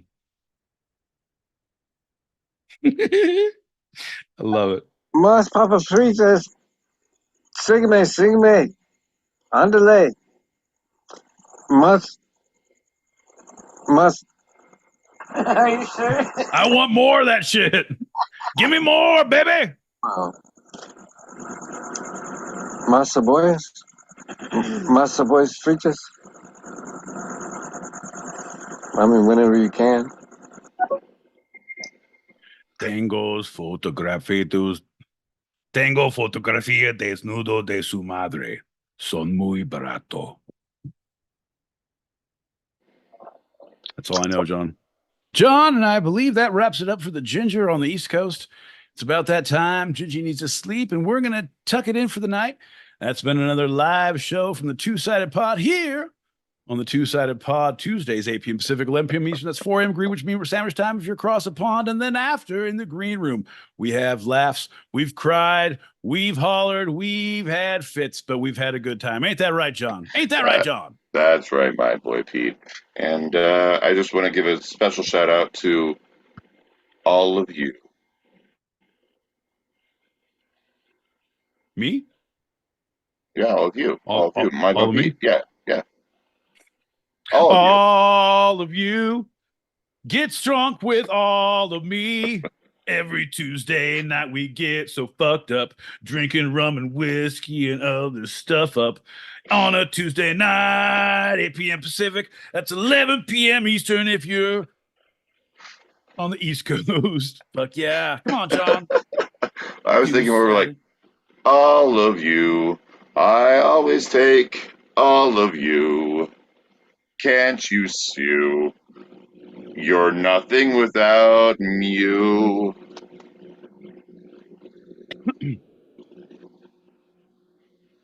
I came in with all of you. So dumb. Shut the fuck up. Okay, one more shot, and then I'm out of here like I fucking stole something, John. That's right. That's right. Ready? All right, buddy. You, brother. It's gonna hurt. All right, buddy. Cheers. Bink, Cheers. bink, bink. A cow. Cheers, everybody. Always a pleasure. Thank you for listening. You're welcome for listening. Holy crap. All right, guys.